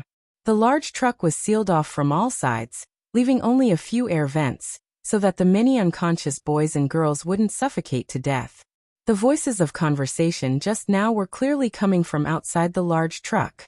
The large truck was sealed off from all sides, so the voices were coming from outside the truck, but she could still hear them clearly. After a while, the voices outside the truck paused for a few seconds, and then another voice came out. "Hurry up. Go go go. If we don't leave now, we'll be discovered. Is the back door locked? This batch of goods is very important. They will be working for our organization in the future." People were described as goods in their mouths. After a while, the large truck started moving. No one was awake around her. Yun Jian silently stood up and walked to a plastic wall, where she could vaguely see the outside. She squinted her eyes and used the dim light to look outside. The large truck was traveling on an extremely bumpy road that was rarely traveled. There was mud all around the road, and large pieces of rocks were piled up together. It was quite bumpy. Yun Jian sat in the large truck and could feel the bumpiness around her. She was surrounded by people who had fainted. She stood in place and couldn't move around, but her eyes flashed with a sharp luster. Of course she could escape. Even if she released the innocent boys and girls who were caught with her strength, it would be easy for her to do so. But Yun Jian wouldn't do that, because this assassin organization was too strange. Normally, assassin organizations train professional assassins by kidnapping very young children for training. And once they entered the assassin organization, the chances of survival were less than 0.1%. So if there were children in the future, they must be careful of them. Once he lost it, he would be left with no one to respond to his cries for help. Yun Jian was puzzled by this point. Why would this assassin organization want to capture a teenage girl in her prime? Could it be that they wanted to brainwash them and train them into puppets? Therefore, she had to make this trip. Next, we have important news. In the Donglan city of the northern province, on the same day and at the same time, a total of 10 cases of boys and girls went missing. In the driver's seat of the big truck, the driver was driving. A simple and honest male voice came from the car radio. After hearing the important news, the driver guiltily turned off the radio. Yun Jian could hear the man sitting in the passenger seat next to the driver cursing in a low voice after turning off the radio. F***CK, hurry up and drive. Everything will be fine once we leave the territory. After a moment of silence, the driver said in a clumsy voice, the drug should have worn off. What if they wake up? So what if he's awake? Don't bother about them. The back is locked. Even if they wake up, they can do whatever they want. The soundproofing of this truck is excellent. After that, the driver and the man in the front seat of the truck didn't say anything else. If it wasn't for Yun Jian's amazing hearing, she definitely wouldn't have heard the mutterings of the driver and the man sitting in the front seat of the truck. After about 15 minutes, the people around them woke up. Where is this? After looking around, the first girl to wake up screamed in fright. This scream woke the people around her up from their dizziness. Yun Jian narrowed her eyes and pretended to wake up with the others. Where are we? Were we all kidnapped? Sob. Will we die? I want my mother, I want to go home. The light in the big truck wasn't enough. They could only vaguely feel the other party's presence. When the people reacted, a cry was extremely prominent.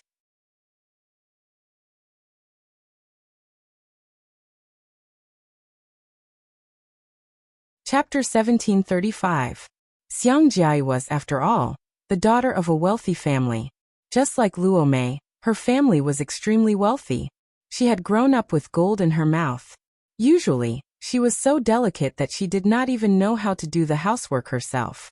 Although Luo Mei was also the daughter of a rich family, she wasn't favored in the Luo family. Hence, she lived a submissive life since she was young. She was afraid that she would say something wrong and be chased out of the family. Xiang Jiai was a typical example of a rich young lady. Hence, when she woke up and looked around, she was so frightened that she started crying and screaming when she saw the dark scene. Open the door. Open the door. What is this place? A couple of boys had already regained their senses. They went to the back seat of the truck to break the door. However, the door was so tight that they couldn't break it open at all. Yun Jian sat in the corner and closed her eyes to rest. A large group of girls around her were sobbing nonstop. Not only Xiang Jiai, but the group of people she brought with her were also caught. The truck was huge and there were many boys and girls in it that Yun Jian didn't know. Yun Jian's night vision was very good. She could clearly see the faces of every boy and girl in the dark space of the truck. Not many boys were crying, but most of the people who were caught were girls. After confirming that it was a kidnapping, they were all frightened and started crying nonstop. Su Mei was the last to wake up. When she woke up, she was only shocked but didn't say anything. Su Mei was only in her 20s. The people who caught them probably didn't expect that Su Mei was a special forces soldier. At this moment, Yun Jian understood Su Mei's silence very well. She was conserving her energy. Soon, they would be involved in a fierce battle. Boo-hoo. I want to go home. I don't want to be here. Mommy. I miss Mommy. I want to go home. It's so scary here. It's so dark. Boo. Half an hour later, the surrounding girls' throats were hoarse from crying. Xiang Jiai was still screaming. Yun Jian closed her eyes and kept quiet for a long time. Xiang Jiai was still screaming and crying 45 minutes after the group of people woke up. Shut up if you don't want to be the first to die. Yun Jian's sudden shout made Xiang Jiai, who was still in a state of fear and panic, immediately shut her mouth. It finally quieted down. Yun Jian closed her eyes again. But just as she closed her eyes, Xiang Jiai suddenly heard Yun Jian's voice. She grasped Yun Jian's position and pounced on Yun Jian. It's you. Yun Jian, it's you. It's all your fault. If it wasn't for you, we wouldn't be here. Go to hell. Die. Xiang Jiai screamed madly. She couldn't see where Yun Jian was, but she rushed forward and stepped on several innocent people. Then, she pounced on Yun Jian. However, just as Xiang Jiai was about to pounce on Yun Jian, who could sense the source of the sound in the dark, knocked Xiang Jiai out with a backhand chop. There was some light coming in from the surroundings.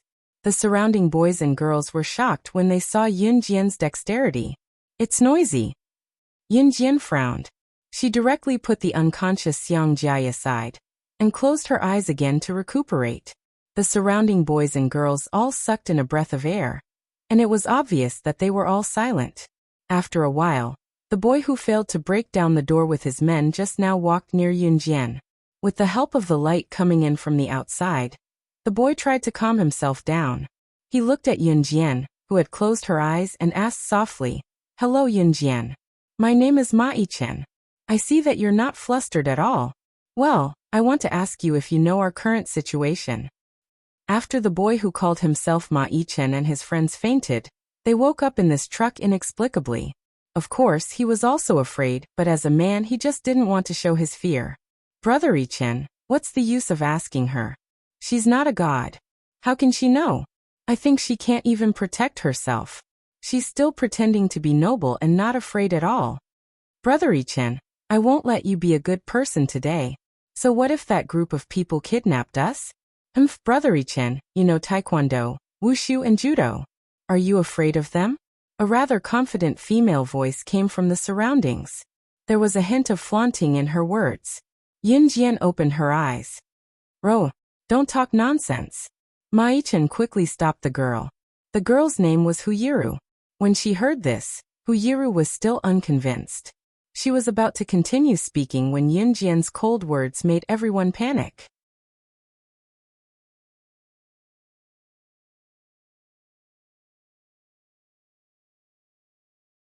Chapter 1736.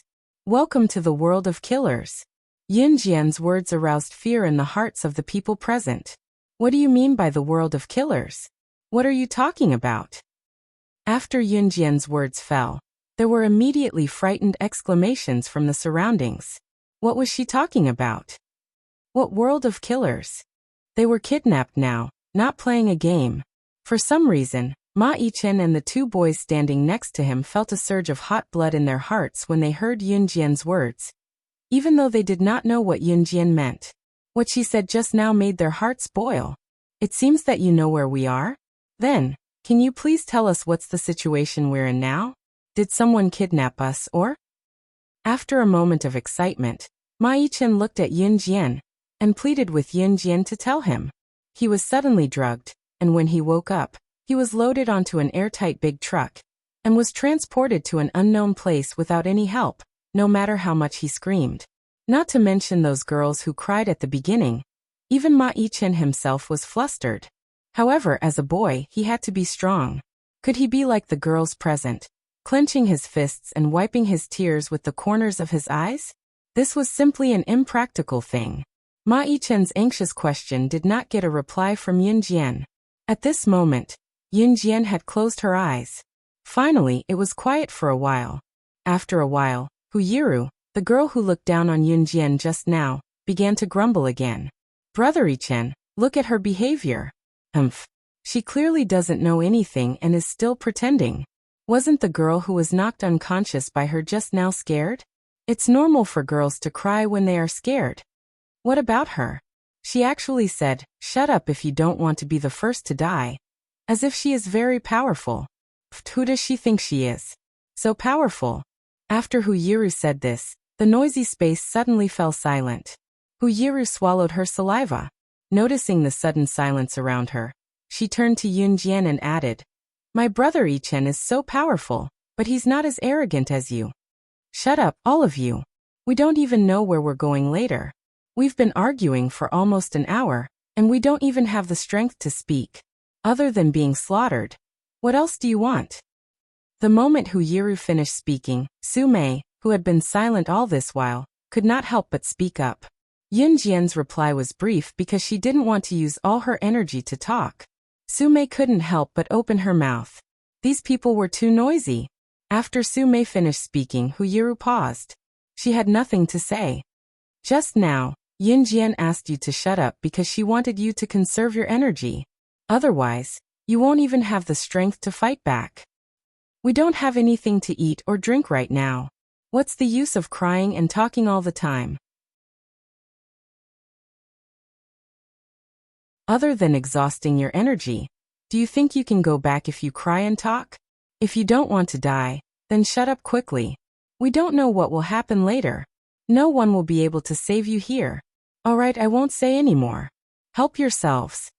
Su Mei heard the crowd's criticism of Yin Jian. In the end, she couldn't help but stand up for Yin Jian. After hearing her words, the attitude of those who didn't have a good impression of Yin Jian instantly changed. Perhaps it was because Su Mei was older and gave people the impression that she was rather mature, so the crowd really listened to her and stopped talking. Silence returned to the car in an instant. Yin Jian raised her eyebrows and closed her eyes.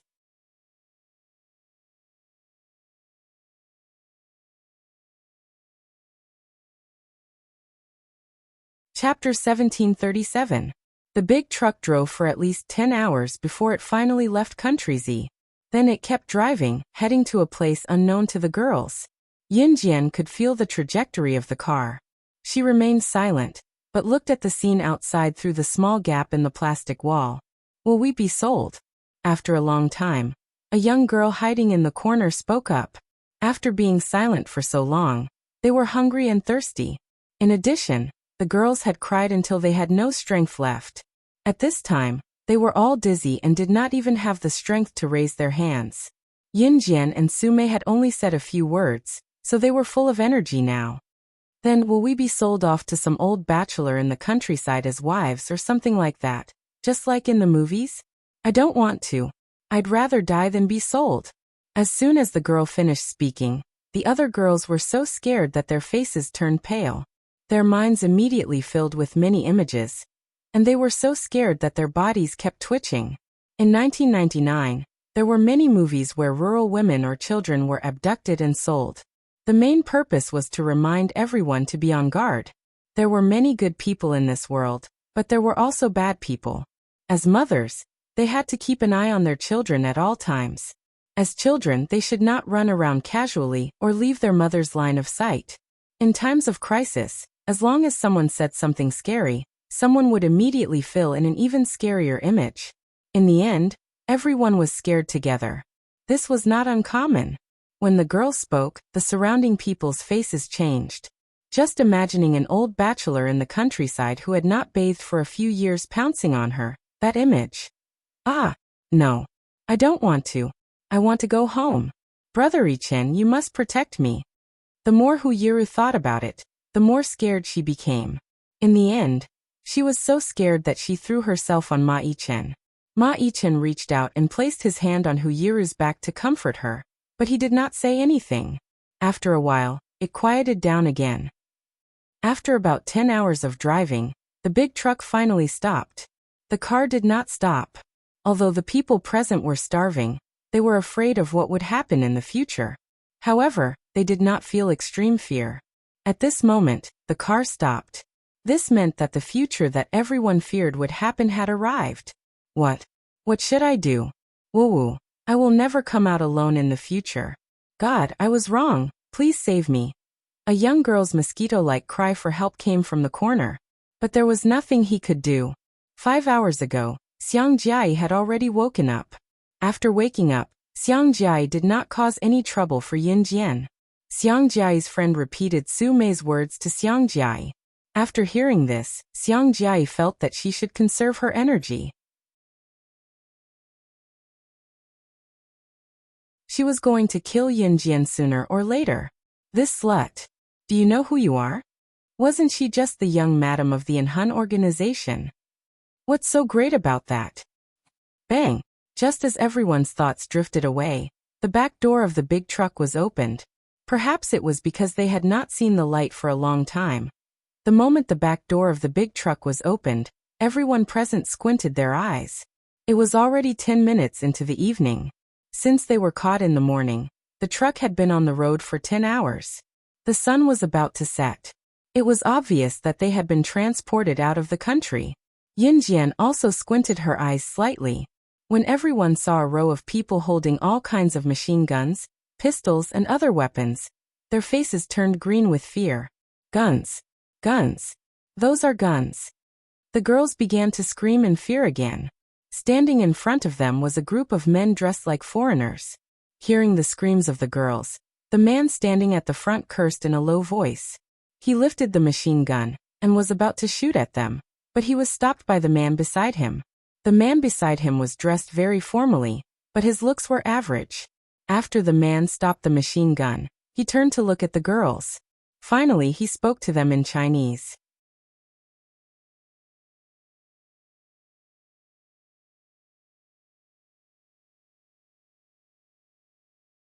Chapter 1738. Soul Devourer Organization? Yin Jian's eyebrows, which had just calmed down, rose slightly again. Soul Devourer Organization. The name of this organization was similar to an Hun organization's title for a moment. Yin Jian could not help but raise her eyebrows even more. Was he trying to use a similar title to an Hun organization to attract assassins from all walks of life to join Soul Devourer? Or was he delusional to think that he could stand shoulder to shoulder with an Hun organization one day? Yin Jian did not think too much about it. The group of people had already stood on the ground from the big truck. Soul Devourer Organization? Where is this place? I want to go home.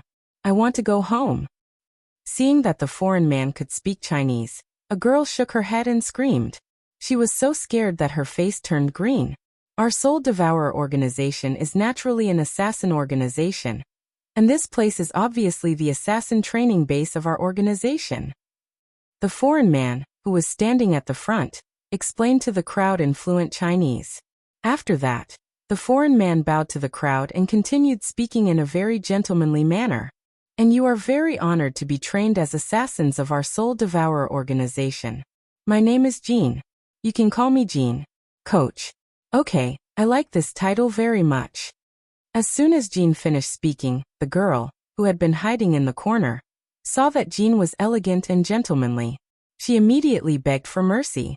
My mother is still waiting for me at home. Please let me go. You can catch them. You can do whatever you want with them. Just let me go, okay? I'll go back by myself. I promise I won't tell anyone about what happened here. The girl selfishly pointed at Yun Jian and the rest, and ran back after she finished speaking. Everyone was shocked. Who would have thought that the girl, who was still quite gentlemanly just now, would raise the pistol in her hand and shoot the girl who was trying to escape without giving the crowd any time to react? Blood splattered everywhere. Jean did not realize that he had just killed someone. He was still looking at the crowd with a smile on his face, looking as gentlemanly as ever. Do you like this gift? Ah. That girl was dead. She was dead. Only then did everyone realize where they were. Panic and fear spread through their bodies. Whether it was Xiang Jiai or Hu Yiru, who had previously disliked Yun Jian, they were so frightened that their faces changed. Even Su Mei, a member of the special forces, had a dark expression on her face. At this moment, Yun Jian's words suddenly flashed across everyone's mind. Welcome to the world of assassins. The world of assassins. She was right. This was really the world of assassins. After killing the girl who was trying to escape, there was no change in his expression at all. It was as if he had just stepped on an ant. It made people's hair stand on end. All right, baby, don't struggle anymore. Be obedient and you'll be rewarded in the future. He threw the gun in his hand to his subordinate, then took out a white handkerchief from his trouser pocket and gently wiped his palm and the back of his hand. None of the people present would be able to imagine the ghastly and fearful feeling in this situation, unless they personally experienced it. Xiang Jiai was so scared that she didn't dare to make a sound, but she covered her mouth with all her might. She was so scared that her whole body was trembling, and she couldn't even stand straight. Ma Yichen was so scared that his face turned pale. At this time he was really scared. As for Hu Yiru, who was very proud of her brother Yichen's taekwondo, judo and sanda skills, her expression could no longer be described as horrified. They were all holding guns in their hands. They were guns. How could she deal with her so-called brother Yichen? Just when everyone present was so frightened that they were trembling all over and squatting on the ground one by one, they were so scared that they couldn't stand straight, a girl's voice suddenly sounded arrogantly. Unknowingly, Yunjian was already standing in front of Jean. She looked indifferent and looked at Jean and his men without any fear. She spoke in a commanding tone.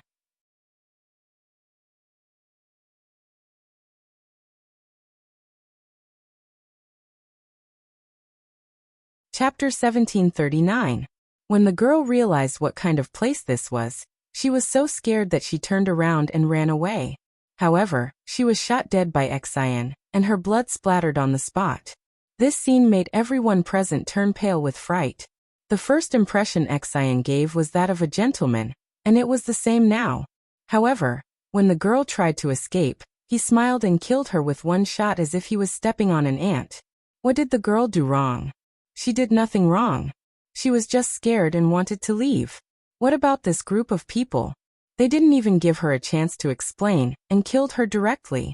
Xiangjiai, Ma Yichen, Hu Yiru, and all the young boys and girls present were so scared that they trembled uncontrollably. This was not a place for humans at all. People could die in this place. This was hell. Hell. However, just when everyone was scared, terrified, and trembling to the extreme, a loud female voice suddenly sounded. Yin Jian's voice spread to every corner of the place. Her brash, arrogant, and fearless voice made everyone present tremble. When they reacted, whether it was Xiangjiai, Ma Yichen, Hu Yiru, or the others, they were all dumbfounded. Was Yin Jian crazy? She actually talked to Xian, who killed a girl without batting an eyelid just now. Did she want to die? I'll give you 1 minute to get the leader of your spirit devourer to come out and see me. How could she say such words? Just now the girl was killed just because she wanted to escape. By saying this, Yin Jian wanted to kill everyone present. Xiangjiai's expression changed at the speed of light. Xiangjiai originally had a problem with Yin Jian. When Yin Jian said this, Xiangjiai didn't even wait for Xian to react and pointed at Yin Jian first. She's crazy. This has nothing to do with us. If you want to kill someone, kill her. Kill her. As Xiangjiai spoke, she shrank into the crowd. Come back quickly. Hearing Yun Jian's words, Ma Yichen lowered his voice and kindly called out to Yun Jian, asking her to come back quickly. When Hu Yiru, who was standing next to Ma Yichen, heard his words, she quickly tugged at the corner of his clothes and whispered to him, Brother Yichen, you're crazy. Whether she lives or dies is none of our business. Let her die. Just let her die. Just don't implicate us. Yin Jian narrowed her eyes and looked coldly at Xian, who was standing in front of her. The coldness of the god of slaughter emanating from her eyes made Xian feel terrified for no reason. He couldn't help looking at Yin Jian again. His intuition told him that this young lady was not to be trifled with. They were definitely not in cahoots with this group of abducted boys and girls. Xian suddenly grinned at Yin Jian. Then, under the creepy gaze of a large group of people in front of him, he pointed at one of his men and said to Yun Jian, Young lady, you're very brave. Look, this is my right-hand man 025. If you kill 025, then you will take his place. Survive. As for them, Xian glanced sideways at Xiangjiai, Ma Yichen, Hu Yiru Su Mei, and the others and continued, As long as you kill 025, you can survive. Kill all of them. After that, a large group of men behind Xian pointed their machine guns at Xiangjiai, Ma Yichen, Hu Yiru Su Mei, and the others. 025 was Xian's right-hand man. In the killer training camp, except for those with high status, everyone was called by a number once they entered. If Yun Jian, Xiangjiai, and the others were to mingle in the killer training camp, only one could survive in the end. This was an unchanging law since ancient times. Therefore, as soon as Xian spoke, Xiangjiai and the others were so scared that they retreated to the corner and dared not move. Yin Jian, how dare you? Xiangjiai was afraid that Yin Jian would do it. However, just as Xiangjiai said this, Yin Jian continued to speak. She looked at Xian and pointed at 025. You want me to kill him? Yes, kill him, and his position will be yours. Xian continued to induce Yin Jian. Yunjian was definitely a good seedling. Xian wanted to take Yunjian for his own use. Obviously, Xian thought that Yunjian was braver than ordinary people, because of what she said before. In the killer world, if you were strong, you could take the other person's position if you killed him. Xiangjiai, Ma Yichen, and the others gradually began to realize what the killer world was. It was an inhumane place. Just as Xiangjiai and Ma Yichen were afraid that Yunjian would really do as Xian said. Yunjian's words suddenly sounded and reached everyone's ears. I don't care about his position. It's better to kill you than him. I'll kill you first, take your position, and then kill the head of your Soul Eater organization. After Yunjian finished speaking, her figure flashed and she walked quickly to where Xian was.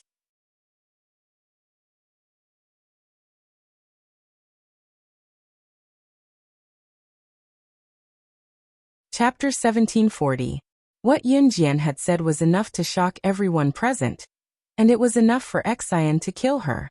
Not only did Xian not kill her, but what puzzled Xiangjiai, Hu Yiru, and the others was that Xian actually gave Yunjian a chance. He let her kill his right-hand man 025, so that the position of 025 would be given to Yunjian. This was far beyond what everyone present could bear. The girl just wanted to escape, but she was mercilessly shot dead by Xian. Now, Yunjian was directly pointing at Xian's nose, and asking the leader of the Soul Devourer to come out. And Xian actually gave Yunjian a chance. But what surprised everyone present was that Yunjian did not want such a great opportunity. What she wanted was Xian's position. No. She wanted to destroy the Soul Devourer. The Soul Devourer. This was an assassin organization. And Yunjian wanted to destroy an assassin organization. Did she know what she was doing? Just as everyone sucked in a sharp breath, Yunjian, who was right in front of them, was already sprinting toward Xian Jin. Xian did not expect Yunjian to want to kill him. His face suddenly changed, and he wanted to dodge Yunjian's fatal blow in an instant. So fast. This young girl. Her movements are so fast. Is she originally a professional assassin? Her speed is so fast that I can't even see it with my naked eyes. A boy exclaimed in disbelief.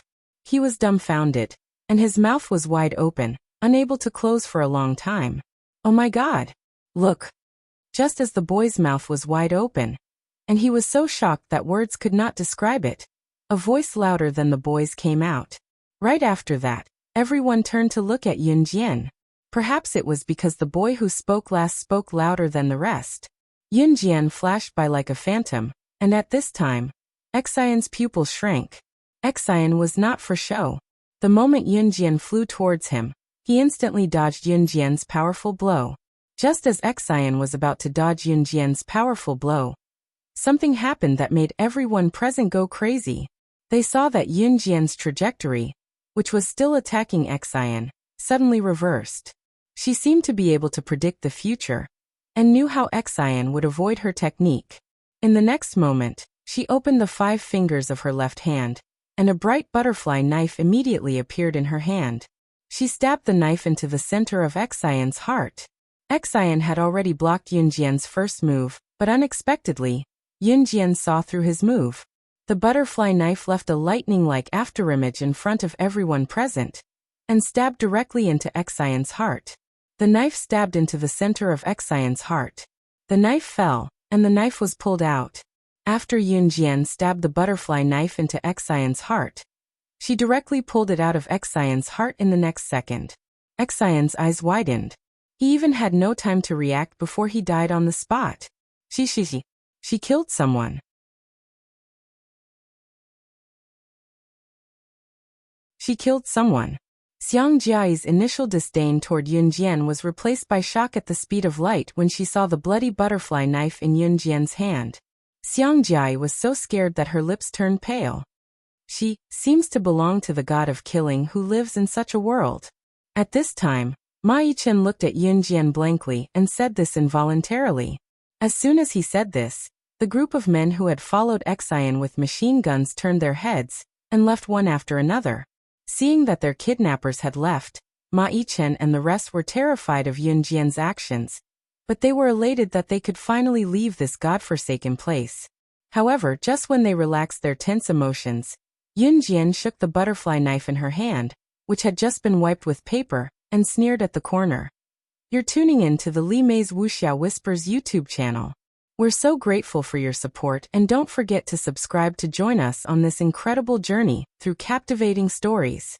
Your generosity through donations truly makes a world of difference, as it's the primary source of revenue that allows me to expand and enhance this channel for you. Thank you from the bottom of my heart for being a part of this adventure.